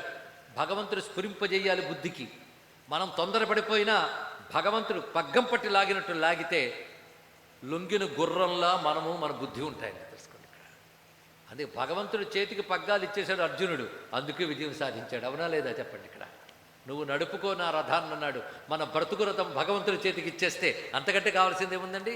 కానీ అలా కాదు, అన్నీ మనమే అనుకుంటా, అది వచ్చింది బాధ. అందుకే నేను ముందు ధర్మానికి దండం పెడుతున్నాను అన్నాడు. ధర్మం ఒక దేవత, ధర్మమే భగవంతుడు. కనుక నమో ధర్మాయ మహతే, గొప్పది అయిన ధర్మానికి నమస్కారం. దాని తర్వాత నమః కృష్ణాయ వేధసే, కృష్ణ పరమాత్మకు నమస్కారం. ఎందుకంటే ఏ ధర్మమైనా భగవంతుడి యొక్క స్వరూపమే, ఆయనే స్ఫురింపజేయాలి బుద్ధికి. అందుకే నమః కృష్ణాయ వేధసే. వేధసే అంటే సృష్టికర్త, సృష్టికర్త అయిన కృష్ణుడికి నమస్కారం. మూడవది, ఈ ధర్మాన్ని నాకు ఉపదేశించిన బ్రాహ్మణులకు నమస్కారము అన్నాడు. ఇక్కడ బ్రాహ్మణులు అనే మాటకు అర్థం ఏంటంటే వేదాది శాస్త్ర ప్రకారముగా జీవించేవాడు, ఆ జీవిస్తున్న ధర్మాన్ని బోధించేవాడు బ్రాహ్మణుడు. ఇది దీనికి అర్థం. అందుకని జాతిలో పుట్టినంత మాత్రాన సరిపోలేదు. ఆ ధర్మాల్ని తాను నేర్చుకోవాలి, ఆ ధర్మం ప్రకారం జీవించాలి, దాన్ని బోధించాలి.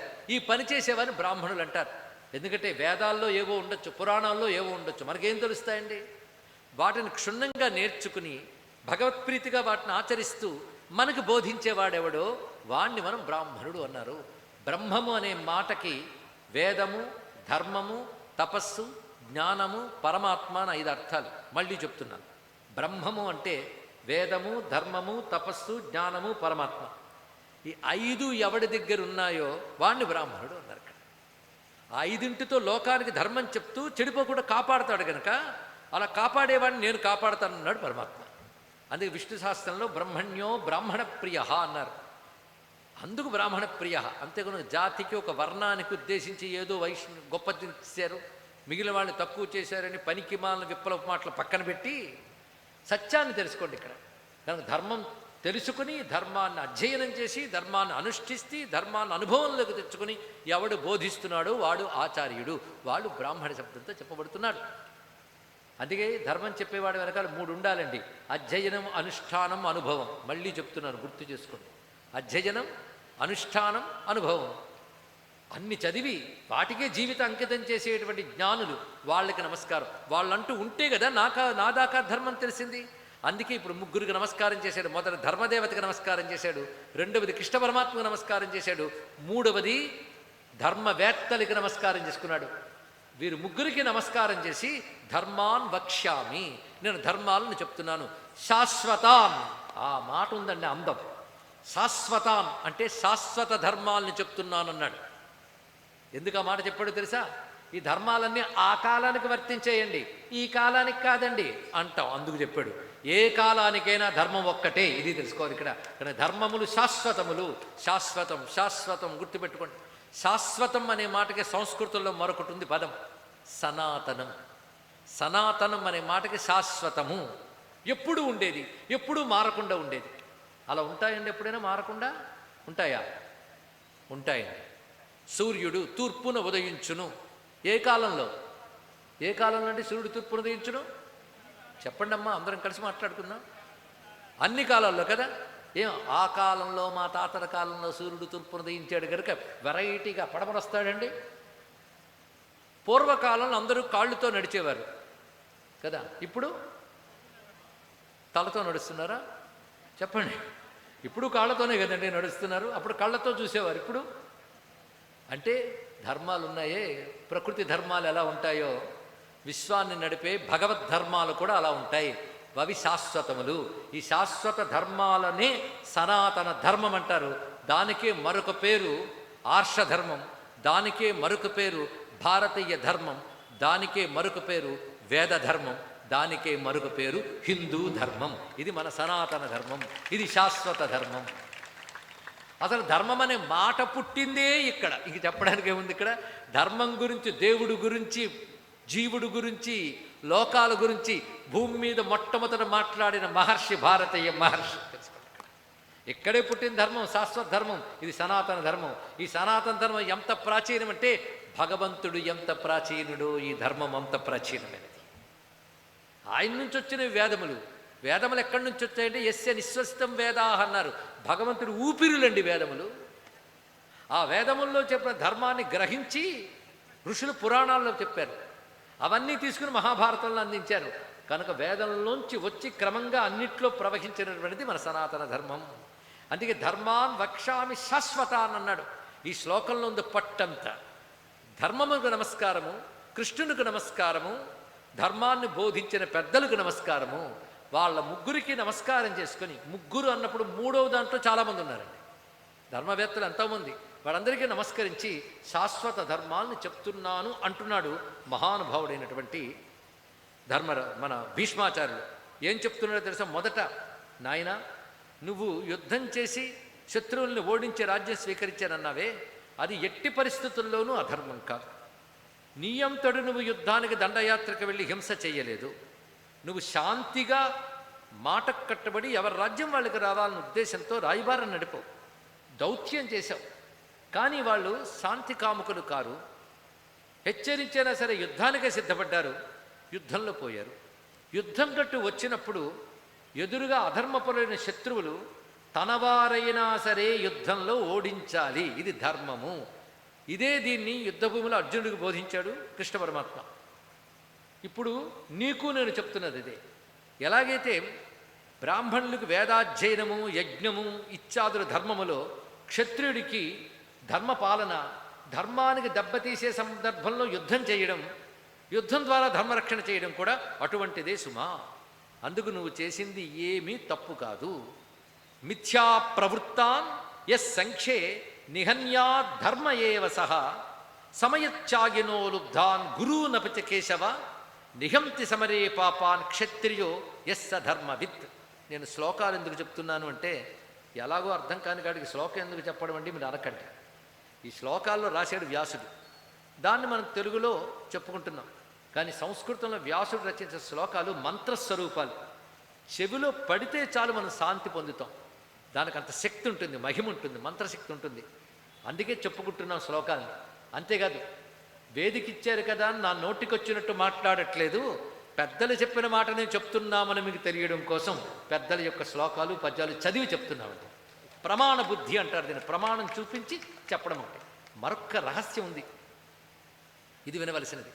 ఎక్కడైనా సరే భగవత్ కథ జరిగితే, భగవత్ కథ ఒక చోట మనం చెప్పుకుంటూ ఉంటే ఆ పరిసరాల్లో పంచభూతాలు శాంతిస్తాయి. అది పెద్ద రహస్యం అండి ఇక్కడ. అందుకే పూర్వకాలంలో ప్రతి ఆలయంలో రామాయణమో భారతమో భాగవతమో పెద్దవాళ్ళు వ్యాసపీఠం మీద పెట్టుకుని చెప్పేవారు. అవతల కూర్చుని వాళ్ళు నిద్రపోతున్నా కొనుక్కుతూ ఉన్నా వాళ్ళు చెప్తూ ఉంటారు. ఎందుకో తెలుసా? అది చెప్తూ ఉన్నప్పుడు శబ్దంలోంచి భగవంతుడు ఉంటాడండి. భగవత్ కథే భగవంతుడు, తెలుసుకోండి. ఇక్కడ భగవంతుడు శబ్దరూపం ధరిస్తే భగవత్ కథ. అందుకే భాగవతంలో కృష్ణ పరమాత్మ ఉద్ధవుడితో ఒక మాట చెప్తాడు. ఉద్ధవుడు ఏడుస్తాడు, కృష్ణ నువ్వు అవతారం చాలిస్తానని చెప్తున్నావే, నువ్వు లేకపోతే ఎలాగయ్యా అంటాడు. నేను అవతారం చాలించినా నా కథ ఉంటుందయ్యా, నా కథారూపంలో నేను ఉంటాను అన్నాడు కృష్ణుడు. తెలుసుకోండి ఇక్కడ. అందుకే భగవత్ కథే భగవంతుడు.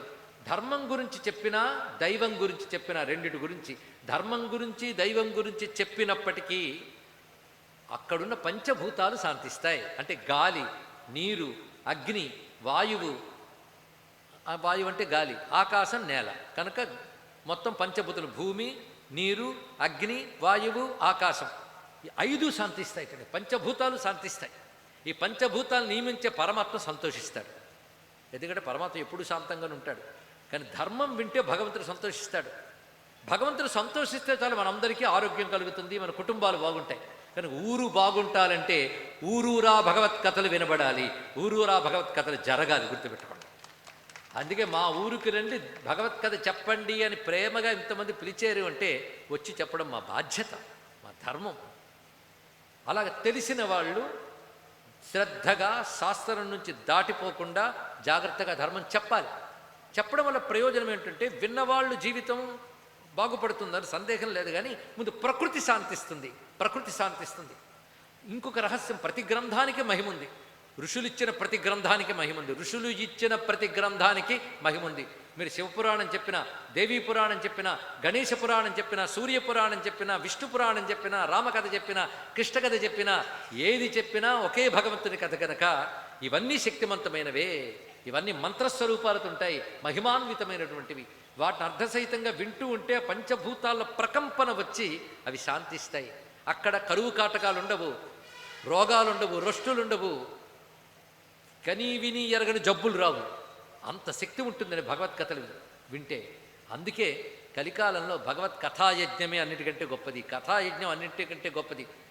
అగ్నిలో నెయ్యి పోసే యజ్ఞాలు శాస్త్రంగా జరుగుతున్నాయో లేవో తెలియదు, కానీ భగవత్ కథా యజ్ఞములు మాత్రం ఉన్నది ఉన్నట్టు చెప్పుకుంటే చాలా మన ధన్యులమై అవుతాం. అందుకే ధర్మం గురించి చెప్తూ ఉంటే ప్రకృతి శాంతిస్తుంది గనకనే ధర్మం గురించి వినడానికి కూర్చున్నాడు ధర్మరాజు. ధర్మరాజులో శరీర ప్రకృతి ముందు శాంతిస్తుంది. మనకు ప్రకృతి ఉంటుంది, మన శరీరంలో పంచభూతాలు ఉంటాయి కదా, అవి శాంతిగా ఉంటేనే మనం ఆరోగ్యం ఉంటాం. వాటిలో అల్లకల్లోలు వస్తే అనారోగ్యమే. అందుకే ధర్మం వింటూ ఉంటే మనలో పంచభూతాలు శాంతిస్తాయండి. మన బుద్ధి నిర్మలమవుతుంది, భయాలు, కోపాలు, అలాంటి తీవ్రతలు తగ్గుతుంటాయి. అందుకే మీరు ఎప్పుడైనా భగవత్కథలు వినడం, ఆధ్యాత్మిక సాధనలోకి వచ్చి భగవన్ నామస్మరణం చేయడం అలవాటు చేసుకున్నారనుకోండి, మీకు తెలియకుండా మీ జీవితంలో మార్పు వస్తుంది. అంతకుముందు తప్పు చేయడానికి వెంటనే ముందుకు వచ్చేవాళ్ళు కొంచెం వెనకాడతారు. నోటికి మంచి మాటలు వస్తాయి, అశ్లీలపు వచనాలు రావు, క్రోధం తగ్గుతుంది, కామం తగ్గుతుంది, క్రమంగా మనస్సులు తేటదనం వస్తుంది. మనస్సు తేటబడ్డాక ఆ మనస్సులో భగవంతుడు కనబడతాడు. అంత గొప్ప విషయం ఉంటుందండి ఇక్కడ. అందుకే భగవత్కథలు వినాలి, అనాలి, జరగాలి. అందుకే ఇప్పుడు జరుగుతోంది. ఎవరు చెప్తున్నారు? భీష్మాచార్యులు చెప్తున్నారు. అంతవరకు యుద్ధం జరగడం, ఇవన్నీ చేయడం, వీటి వల్ల మనస్సంతా అశాంతితో ఉన్న ధర్మరాజు ఆ ధర్మాలు వింటూ శాంతి పొందడానికి సిద్ధమయ్యాడండి. అందుకే ధర్మం చెప్తూ ఇలా నమస్కారం చేసుకుని నువ్వు చేసిన ధర్మమే నాయన. ఒకరికి అధర్మము, ఇంకొకరికి ధర్మము, ఇది బాగా తెలుసుకో అన్నాడు. ఇది కూడా తెలుసుకోవాల్సింది. అందరికీ సామాన్య ధర్మాలు ఉండవు. కొన్ని సామాన్య ధర్మాలు ఉంటాయి, కొన్ని విశేష ధర్మాలు అంటారు. కనుక ధర్మాల్లో ప్రధానంగా సామాన్య ధర్మం, విశేష ధర్మం, మూడవ ధర్మం ఒకటి ఉంది, ఆపద్ధర్మం. 3 ధర్మాలు ఉంటాయి. నేను మీకు అర్థమయ్యేది చెప్తాను. సామాన్య ధర్మం అంటే కామన్ టు ఆల్, అందరికీ అది ధర్మమే. సత్యం పలకాలి, అహింస పాటించాలి, శుభ్రంగా ఉండాలి, మనం బాగుండాలి, మన పరిసరాలు శుభ్రం చేసుకోవాలి, ఇవన్నీ అందరికీ కామన్, అందరూ చేయాలి. ప్రత్యేక ధర్మం అంటే వారి వారి ఉన్న స్థితి బట్టి వారికి ధర్మం ఉంటుంది. ఉదాహరణకి ఒక సోల్జరు తుపాకీ పట్టుకుని యుద్ధంలో ఉంటాడు, అక్కడ తుపాకీ పట్టుకోవడానికి ధర్మం. ఒక పోలీస్ కూడా గన్ పట్టుకుని ఉంటాడు, ఆయనకి ధర్మం. వాళ్ళిద్దరూ పట్టుకున్నారని చెప్పి మన రోడ్డు మీద గన్ పట్టుకెళ్తే ఏం చేస్తారండి చెప్పండి? జైల్లో పెడతారు, అవునా లేదా? అప్పుడు మనం అనొచ్చు, ఏమండి వాడి చేతిలో గన్ను ఉంది, వీడి చేతిలో గన్ను ఉంది, నా చేతిలో ఉండకూడదంటే లాజిక్ లేదు, కొట్టడం పెట్టడమే, అవునా లేదా? అంటే అర్థం ఏంటి? వారి వారి స్థితిని బట్టి ధర్మములు ఉంటాయి. అందుకే అందరికీ కామన్ ధర్మాలు కొన్ని ఉంటాయి, సామాన్య ధర్మాలు, విశేష ధర్మములు. విశేష ధర్మములు వచ్చేటప్పటికల్లా స్త్రీ ధర్మాలు, పురుష ధర్మాలు. పురుషుల్లో మళ్ళీ బ్రహ్మచర్య ధర్మాలు, గృహస్థాశ్రమ ధర్మాలు, వానప్రస్థ ధర్మాలు, సన్యాస ధర్మాలు, వర్ణాశ్రమ ధర్మాలు అంటారు దీన్ని. ఎవరి వర్ణానికి తగ్గ ధర్మాలు ఉంటాయి, ఎవరి ఆశ్రమానికి తగ్గ ధర్మాలు ఉంటాయి, ఎవరి ఉద్యోగాలకు తగ్గ ధర్మాలు ఉంటాయి, వ్యాపారాలకు తగ్గ ధర్మాలు ఉంటాయి. వారి వారి స్థితులు బట్టి ధర్మాలు ఉంటాయి. కనుక తన ధర్మం తెలుసుకోవాలి. తన ధర్మం అంటే తాను ఏమి చేస్తున్నాడు, తన స్థితి ఏమిటి, తానెవరు అని తన స్థితికి తాను జస్టిఫై చేసుకోవడమే స్వధర్మం. తెలుసుకోండి, తన స్థితికి తాను న్యాయం చేయాలి, అది స్వధర్మం అని చెప్తారు. కనుక ధర్మములు విశేష ధర్మములు, సామాన్య ధర్మములు. యజ్ఞం చేయడం, అహింస పాటించడం, ఇంద్రియ నిగ్రహం కలిగి ఉండడం, తపస్సును ఆచరించడం, శాస్త్రాలను అధ్యయనం చేయడం, అది ప్రజలకు బోధించడం, వాళ్ళకి మంచి చెప్పడం బ్రాహ్మణుడి ధర్మాలు.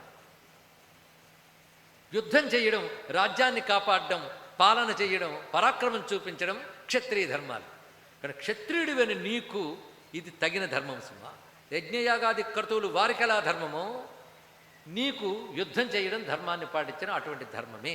ఆ ధర్మాన్ని నువ్వు పాటించావు గనక మనసులో కించపడకు. చూసారా, ఇప్పటికే ఎన్ని ధర్మాలు ఇవాళే మనం తెలుసుకున్నాం. మర్చిపోకుండా ఎన్ని ధర్మాలు తెలుసుకున్నామో గుర్తుపెట్టుకోండి ఇప్పటికే. అప్పుడు మొదలుపెట్టి ఇంకా చెప్తున్నాడు, సృష్టిలో మానవ ప్రయత్నం ఒకటి, దైవమని ఇంకొకటి, 2 ఉంటాయి. ఇది బాగా తెలుసుకోండి. మానవ ప్రయత్నము, దైవము. దైవం అంటే ఏమిటి అంటే ఏం జరగాలో అది జరుగుతుంది, అది దైవం అంతే. మీరు ఎంత అనుకున్నా జరగాల్సింది జరగడం మానదు, అవునా లేదా? దాన్ని దైవం అంటారు. జరగాల్సింది ఎలాగో జరుగుతుంది కనుక నేను ఎందుకు చేయడం లేండి నువ్వు కూర్చో, అంతే కదా. నాకు మధ్యాహ్నం భోజనం చేసే యోగం ఉంటే అన్నం కంచంలోకి వస్తుంది అని వండుకోవడం మానేస్తున్నామా చెప్పండి? ఇక్కడ చేస్తున్నామా లేదా? కనుక మనం ప్రయత్నించడం మానవ ప్రయత్నం. దీన్ని సంస్కృతంలో పౌరుషము అంటారు. పౌరుషము అంటే ఎవడైనా అంటే కోపగించుకోవడం కాదండి.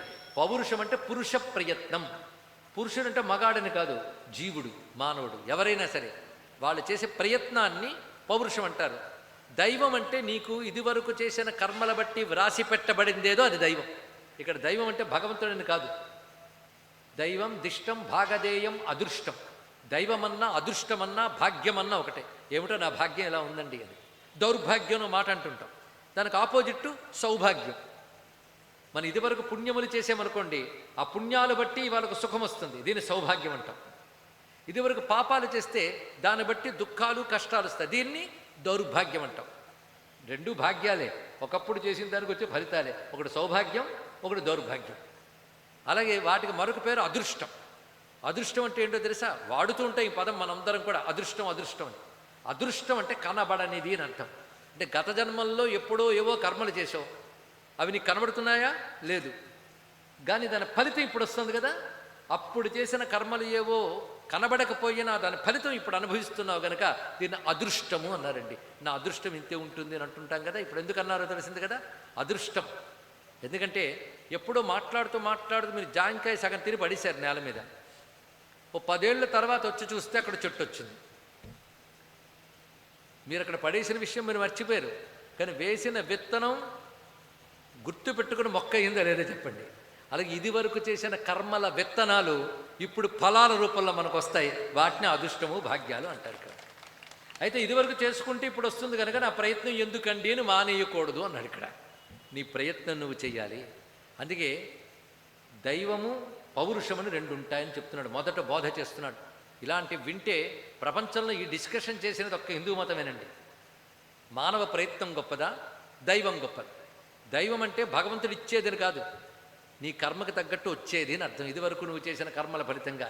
ఇప్పటికీ మానవుడు ఇప్పుడు ఈ శరీరంలో స్త్రీలో పురుషుగాడు ఉన్నాడు, కానీ ఇప్పటికి ఎన్ని జన్మలు ఎత్తాడో, ఎన్ని వేల మార్లు, ఎన్ని కోట్ల మార్లు స్త్రీలు అయ్యాడో, ఎన్ని కోట్ల మార్లు పురుషుడయ్యాడో, ఎన్ని కోట్ల మార్లు జంతువులయ్యాడో ఏం తెలుసు. ఇప్పుడు ఈ శరీరం ఇప్పుడు చేసిన వాటి బట్టి తర్వాత ఎన్ని అవుతాడో ఎవడికి తెలుసు. ఇవాళ మనం అనుష్ఠిస్తున్న కర్మ గత జన్మలోది కాదు, గత జన్మలలోది. ఒక సిద్ధపురుషుడు చెప్పాడు, ఇవాళ వీడి కర్మ 45,000 సంవత్సరాల క్రితం నాడుది ఇప్పుడు అనుభవిస్తున్నాడని చెప్పాడు. ఇక్కడ అన్నీ కలిపి భగవంతుడు ఇప్పుడు ఇచ్చేస్తే మనం తట్టుకోలేం. అందుకే ఇదివరకు చేసిన కర్మలన్నీ అక్కడ స్టాక్ ఉంటాయి, కొంచెం తీసుకుని జన్మలకు పంపిస్తాడు. దీన్ని ప్రారబ్ధం అంటారు. స్టాక్ ఉన్న వాటిని సంచితం అంటారు. ముందు మన నాలెడ్జ్ మనకు తెలియాలి. కర్మజ్ఞానం, కర్మ సిద్ధాంతం అంటే ఇదండి. ఇప్పటికే ఇంకా ఎన్నో కర్మలు ఉన్నాయి మనకి, ఈ జన్మలోకి తెచ్చుకోలేదు. కొంత మాత్రం విత్డ్రా చేసాం. ఉదాహరణకు మీ బ్యాంక్ అకౌంట్లో 10 లక్షలు ఉన్నాయి, మీరు ఒక ఊరు వెళ్తూ 5,000 విత్డ్రా చేసుకెళ్ళారు. ఇంకా ఎంత ఉన్నాయి అక్కడ? 10 లక్షలు 5,000 మైనస్ చేస్తే మిగిలినంత ఉంది అక్కడ. మళ్ళీ ఈ ఊరు తర్వాత మరో ఊరికి వెళ్తే అది విత్డ్రా చేసుకుంటారు. అలా స్టాక్ ఉన్నది సంచితం, విత్డ్రా చేసుకున్నది ప్రారబ్ధం. ఇక్కడ మీరు చేస్తూ మళ్ళీ తిరుగుతారు కదా, అది ఆగామి. ఇది మళ్ళీ పోగై వెళ్ళి అక్కడ కూర్చుంటుంది. ఇది కర్మగతులు అంటే 3 రకాలు ఉంటాయి తెలుసుకోన్నాడు ఇక్కడ. అయితే ఈ జన్మలో భగవంతుడు మానవుడికి ఒక్కడే ఒక సౌకర్యం ఇచ్చండి. ఇతర జంతువులకు అది లేవు. ఇతర జంతువులు గజ్జన్మలు చేసిన అనుభవించుకుంటూ వెళ్ళిపోతుంటాయి. మానవుడు ఒక్కడే మంచి ప్రయత్నం చేసి తన కర్మని సవరించుకోగలడు. ఇక్కడుంటూనే తర్వాత ఉన్న సంచిత కర్మను కూడా తొలగించుకోగలడు. అలాంటి ప్రయత్నాలు సనాతన ధర్మం మనకు చెప్పింది. ఈ ధర్మంలో పుట్టడం మన అదృష్టం. దీనివల్ల ఈ జన్మని సార్థకం చేసుకోగలం, మళ్ళీ మంచి జన్మలు పొందగలం ఈ ధర్మములు వింటే. అందుకే ఏది రాసిపెడితే అది జరుగుతుందండి అని కాకుండా నువ్వు ధర్మబద్ధంగా ప్రయత్నం చెయ్యాలి. ఇది చెప్తున్నాడు. నీ ప్రయత్నానికి పౌరుషం అని పేరు, రాసిపెట్టింది వస్తున్న అదృష్టానికి దైవం అని పేరు. కానీ ఇదివరకు ఏదో చేసుకున్నాను ఇప్పుడు వచ్చింది కానీ అండి ఊరుకోకూడదు. అన్నిటికీ అలా ఊరుకుంటున్నావా? ఎవడో వచ్చి 4 కొట్టాడు, ఇదివరకు చేసుకున్న పాపం బట్టి కొట్టాడు అంటామా? తిరిగి 4 కొట్టట్లే మనం. అందుకే ఇక్కడ ధర్మం అనేది ప్రవేశిస్తుంది. ధర్మబద్ధంగా నీ ప్రయత్నం నువ్వు చెయ్యాలి. ఇది భీష్ముడు చేసిన గొప్ప బోధ అండి, గుర్తుపెట్టుకోండి. ప్రతి మాట ఆణిముత్యమే భీష్ముడు చెప్పింది. ఏమని చెప్తున్నాడంటే, ఇవాళ నీకు కష్టం వచ్చింది, కష్టం వచ్చినప్పుడు ఇది వరకటు తప్పు వల్ల కష్టం వచ్చింది అని ఊరుకోకుండా ఆ కష్టం తొలగించడానికి నీ ప్రయత్నం నువ్వు చేయి. ఈ ప్రయత్నం చేస్తే ఒక్కొక్కప్పుడు కష్టం తొలగిపోతుంది. ప్రయత్నం చేసినా తొలగలేదనుకో, అప్పటి ప్రారంధం గట్టిగా ఉంది అని అర్థం చేసుకుని మౌనం వహించి ఏడుస్తూ కూర్చోకుండా నీ ధర్మం నువ్వు చేసుకుంటూ వెళ్ళన్నాడు. ఇది సమస్త మానవ జాతికి భీష్ముడు చెప్పిన గొప్ప పాఠం, గుర్తుపెట్టుకోండి. మళ్ళీ ఆవృతం చేస్తున్నాను. ఏమిటంటే, ఒక కష్టం కలిగితే ఎవడి మీదో కోపగించుకోవడం కాదు, ఒకప్పుడు చేసుకున్నది వచ్చింది అని తెలుసుకుంటూనే అది తొలగించుకోవడానికి నీ ప్రయత్నం తప్పకుండా చెయ్యాలి. ఒక్కొక్కప్పుడు ఆ కష్టం చిన్నదైతే తొలగిపోతుంది. నీ ప్రయత్నం వల్ల సాధారణ కర్మ అయితే తొలగిపోతుంది. అసాధారణమే పెద్ద ప్రారంధం అనుకో, నువ్వు తొలగించలేవు. అప్పుడు అనుకోవాలి ఏమని, దైవం గట్టిగా ఉంది, నా ప్రయత్నం కంటే దైవం గట్టిగా ఉంది అప్పుడు అనుకోవాలి, ముందే కాదు. అప్పుడు అనుకుని ఏం చేయాలి? దౌర్భాగ్యం అలా ఉందని కూర్చోవడం కాదు. అయిపోయింది, అది ఇప్పుడు అనుభవిస్తున్నాను, ఇకపై నేను దాని గురించి ఆలోచించకుండా మరో మంచి పని చేస్తాను, మంచి పనులకు వెళ్ళిపోవాలి. ఇది చాలా అవసరమైనటువంటి పని. అందుకే ఏ కష్టానికి దిగాలు పడి కూర్చోకూడదు. నువ్వు ప్రయత్నించినా అది సాల్వ్ కాలేదు. ఎప్పుడో దైవం గట్టిగా ఉంది అనుకుని నీ ప్రయత్నం నువ్వు చూసుకుంటూ వెళ్ళాలి. కనుక పౌరుషము దైవము అని 2 ఉంటాయి. ఇందులో దైవం గురించి నీకు అనవసరం, పౌరుషమే నువ్వు చూసుకో. ఎందుకంటే ఎలాగో కనబడని దాని గురించి నువ్వెందుకు ఆలోచిస్తావు? నీ ప్రయత్నం గట్టిగా చేయాలి. మానవుడు ఎప్పుడూ ప్రయత్నశీలుడై ఉండాలి, ప్రయత్నించాలి, సోమరిగా ఉండకూడదు, ప్రయత్నశీలుడై ఉండాలి. ప్రయత్నం అంటే ధర్మబద్ధంగా శ్రమించడం, ధర్మబద్ధంగా శ్రమించడం. దొంగ కూడా చాలా శ్రమిస్తాడు పొద్దుటి నుంచి, అవునా లేదండి? ఏ ఇంటికి కన్నం వేయాలి, ఎలా వేయాలి, దానికి రాత్రంతా నిద్ర లేకుండా తిరుగుతూ ఎంత శ్రమ పడ్డాడండి. దాన్ని ధర్మం అంటామా? కనుక శ్రమ కూడా ధర్మబద్ధంగా ఉండాలి, సత్యముతో కూడి ఉండాలి. అలాంటి ప్రయత్నం మానవుడు చేయాలి. అందుకే దైవము పౌరుషము ఈ రెండిట్లో పౌరుషమునికి ప్రాధాన్యం ఇవ్వాలి. పౌరుషానికి 3 పేర్లు ఉన్నాయండి. ఒకటి ప్రయత్నము, ఇంకొకటి ఉద్యోగం. ఉద్యోగం అంటే మన వాళ్ళు అంటారు జాబు, నౌకరీ అని కాదు. ఉద్యోగం అంటే పురుష ప్రయత్నం, పురుషుడు చేయవలసిన పని అని అర్థం. ఇక్కడ పురుషుడు అంటే మళ్ళీ చెప్తున్నాను, అదేదో పురుషుడు పురుషుడిని చెప్పుంటే మేము ప్రవచనాలకు వచ్చేవాళ్ళం కాదు కదా అని అంటారేమో స్త్రీలు. పురుషుడు అనే శబ్దము మానవుడు అనే మాటకు బదులుగా వాడారు. కానీ సర్వమానవాళికి చెప్తున్నాడు ఇక్కడ, మానవుడు ఎప్పుడూ ఉద్యోగశీలి అయి ఉండాలి, అంటే ప్రయత్నశీలుడి ఉండాలి, సోమరిగా ఉండరాదు. ఇది భీష్ముడు చెప్పిన గొప్ప పాఠం. సోమరితనం వదలాలి, మన కర్మని మనం ప్రయత్నపూర్వకంగా చేయాలి. ఫలితం ఏదొచ్చినప్పటికీ కూడాను నీ ప్రారంధం బాగుంటే ఫలితం గొప్పగా ఉంటుంది, లేకపోతే గొప్పగా లేకపోవచ్చు, కానీ ప్రయత్నం మాత్రం గొప్పగా ఉండాలి సుమా అనే మాటని భీష్ముడు చెప్తున్నాడు. దీన్నే మరి పెద్దవాళ్ళు ఒక మాట అనేవారు, ఇక్కడున్న పెద్దవాళ్ళు గుర్తుండొచ్చు, ఉద్యోగం పురుష లక్షణం. ఎప్పుడైనా విన్నారు ఈ మాట? ఉద్యోగం పురుష లక్షణం అంటే మా చిన్నప్పుడు కొందరు అనేవాళ్ళు మగాడయ్యాక ఉద్యోగం చేయాలండి అని. అది కాదు దాని అర్థం. మానవుడి లక్షణము ప్రయత్నము, ప్రయత్నించడం మానవుడి లక్షణం అని చెప్పారు. ఇది ఉద్యోగం పురుష లక్షణం. కనుక ధర్మరాజుతో చెప్తున్నాడు, నాయన ఎప్పుడూ కూడా నువ్వు పౌరుషవంతుడివై ఉండాలి. పౌరుషవంతుడంటే వాడు తిట్టగానే నీకు రోషం రావడం పౌరుషం కాదు, ప్రయత్నశీలుడివై ఉండాలి. మానవుడు అనేవాడు నిరంతరం ప్రయత్నశీలుడి ఉండాలి. చూశారా మన ధర్మం ఎంత గొప్పదో? సోమరితనాన్ని ప్రోత్సహించదు మన ధర్మం. నువ్వు ప్రయత్నశీలుడివి ఉండాలి. నువ్వు ప్రయత్నిస్తే భగవంతుడు గమనిస్తాడు, నీ ప్రయత్నానికి తగ్గ ఫలితం ఇస్తాడు. నువ్వు అనుకున్న రూపంలో ఇవ్వకపోవచ్చు, మరో రూపంలో ఇస్తాడు. అందుకే ఒక మాట చెప్పారు, ఎత్ర యోగేశ్వర కృష్ణో ఎత్ర పార్థో ధనుర్ధర తత్ర శ్రీర్విజయో భూతి ధ్రువా నీతిర్మతిర్మమ. మొత్తం ధర్మరాజు మొదలైన వాళ్ళు యుద్ధభూమికి వెళ్ళినప్పుడు సంజయుడు ఆ యుద్ధాన్నంతటి కళ్ళతో దివ్య దృష్టితో చూస్తూ చెప్తున్నాడు. ఎవరితో? ధృతరాష్ట్రుడితో చెప్తూ, కృష్ణుడు అర్జునుడికి భగవద్గీత చెప్పిందంతా సంజయుడు ధృతరాష్ట్రుడికి చెప్పాడండి. చెప్పే ఒక మాట అంటాడు, ఏమనుకోక ధృతరాష్ట్ర, ఎక్కడ కృష్ణుడు అర్జునుడు ఉంటారో అక్కడే విజయం ఉంటుంది సుమా అని చెప్పాడు. ముందే చెప్పాడు ఇక్కడ. ఎటువంటి కృష్ణుడు ఎటువంటి అర్జునుడు అంటే, ఎత్ర యోగేశ్వర కృష్ణ ఎత్ర పార్థో ధనుర్ధర. ఇక్కడుందండి మొత్తం కూడా. ఎక్కడ యోగేశ్వరుడైన కృష్ణుడు ఉంటాడు. యోగేశ్వరుడు అంటే అర్థం ఏంటి? యోగములకు ఈశ్వరుడు. యోగము అంటే ఉపాయము, ప్రయత్నము, సాధన అని అర్థం. ఈ సాధనలు గమనించి ఫలమిచ్చేవాడు భగవంతుడు. అని సాధనలకు ప్రభు అయిన భగవంతుడు ఎక్కడుంటాడో, ధనుర్ధారి అయిన అర్జునుడు ఎక్కడుంటాడు. అందుకని ధనుస్సు విడిచిపెట్టిన అర్జునుడు కాదు, ధనుస్సు పట్టుకున్న అర్జునుడు. అంటే ప్రయత్నశీలుడైన మానవుడు అని అర్థం ఇక్కడ. ముందు భగవంతుడు, తర్వాత ప్రయత్నశీలుడైన మానవుడు. కనుక భగవంతుడు అవసరమే, ప్రయత్నశీలుడైన మానవుడు అవసరమే, మానవుడి ప్రయత్నం అవసరమే. అయితే భగవంతుడిని ముందు పెట్టుకుని ప్రయత్నం చేయాలి, కృష్ణుడిని ముందు పెట్టుకుని అర్జునుడు యుద్ధం చేశాడు. అది తెలుసుకోండి ఇక్కడ. కానీ దైవాన్ని ముందు పెట్టుకుని ధర్మాన్ని ఆచరించాలి. ఎవరైతే అలా చేస్తాడో వాడు ఉత్తమ సార్థక జన్మ కలిగిన వాడు సుమా అని భీష్ముడు ఆ విషయాన్ని ఇక్కడ ప్రారంభించి చెప్తున్నాడు. అప్పుడే మొదట్లోనే ఎన్ని మంచి విషయాలు చెప్పారు. ఇలా ఈ రోజున కృష్ణ పరమాత్మ ధర్మరాజులతో వెళ్ళి భీష్ముని పలకరించి, భీష్మునికి శక్తి ఇచ్చి, భీష్ముని ద్వారా మంచి ధర్మాలు చెప్పడం ప్రారంభించాడు. ఈ చెప్పిన పర్వములు పెద్ద పర్వాలు రెండు. ఆ రెండు నేను చెప్పడం మొదలు పెడితే కనీసం 6 నెలలు పడుతుంది, అంత ఉంది. అందులో సమస్తం ఉన్నాయి ఓపిగ్గా వినాలంటే. కానీ మనం 6 నెలలు, అది కూడా కొన్ని గంటలు చెప్తే చెప్పుకోవాల్సిన విషయాన్ని 5 పూటల్లో చెప్పుకోవడానికి సిద్ధమయ్యాం కనుక మనకు ప్రతి క్షణం విలువైనది, ప్రతిరోజు విలువైనది. అప్పుడే ఒక రోజు అయిపోయింది. ఇంకా ఈ మిగిలిన 4 రోజుల్లో కూడా మనందరం శ్రద్ధాళువులమై ఇక్కడ సకాలంలో సమావేశమవుదాం. 6:30కి మనం రేపు సమావేశమై భీష్ముడు చెప్పబోతున్న మాటలు ఇవాళ ప్రారంభించాడు. సగం మాటలు కృష్ణుడి వైపోయి ఇవాళ. ఇంకా భీష్ముడు చెప్తున్న మంచి మాటలు మన బ్రతుక్కి పనికొచ్చేవి మాత్రమే. ఈ కాలాన్ని దృష్టిలో పెట్టుకుని, ఈ కాలపు స్త్రీ పురుషుని దృష్టిలో పెట్టుకుని మహాభారతంలోంచి మంచి విషయాలు భీష్ముడు చెప్పిన మనం ఎంచుకుని చెప్పుకోబోతున్నాం. రేపు తిరిగి సమావేశం అవుదాం. సర్వం శ్రీకృష్ణ దివ్య చరణారవిందార్పణమస్తు.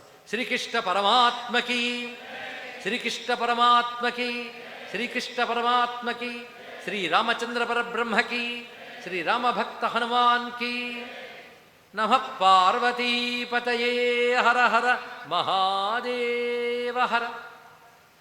మంగళం కౌసలేంద్రాయ మహనీయ గుణాత్మనే చక్రవర్తి తనూజాయ సార్వభౌమాయ మంగళం. వేద వేదాంత వేద్యాయ మేఘశ్యామలమూర్తయే పుంసాం మోహనరూపాయ పుణ్యశ్లోకాయ మంగళం. శ్రీమద్రమారమణ గోవిందో హరి గోవింద.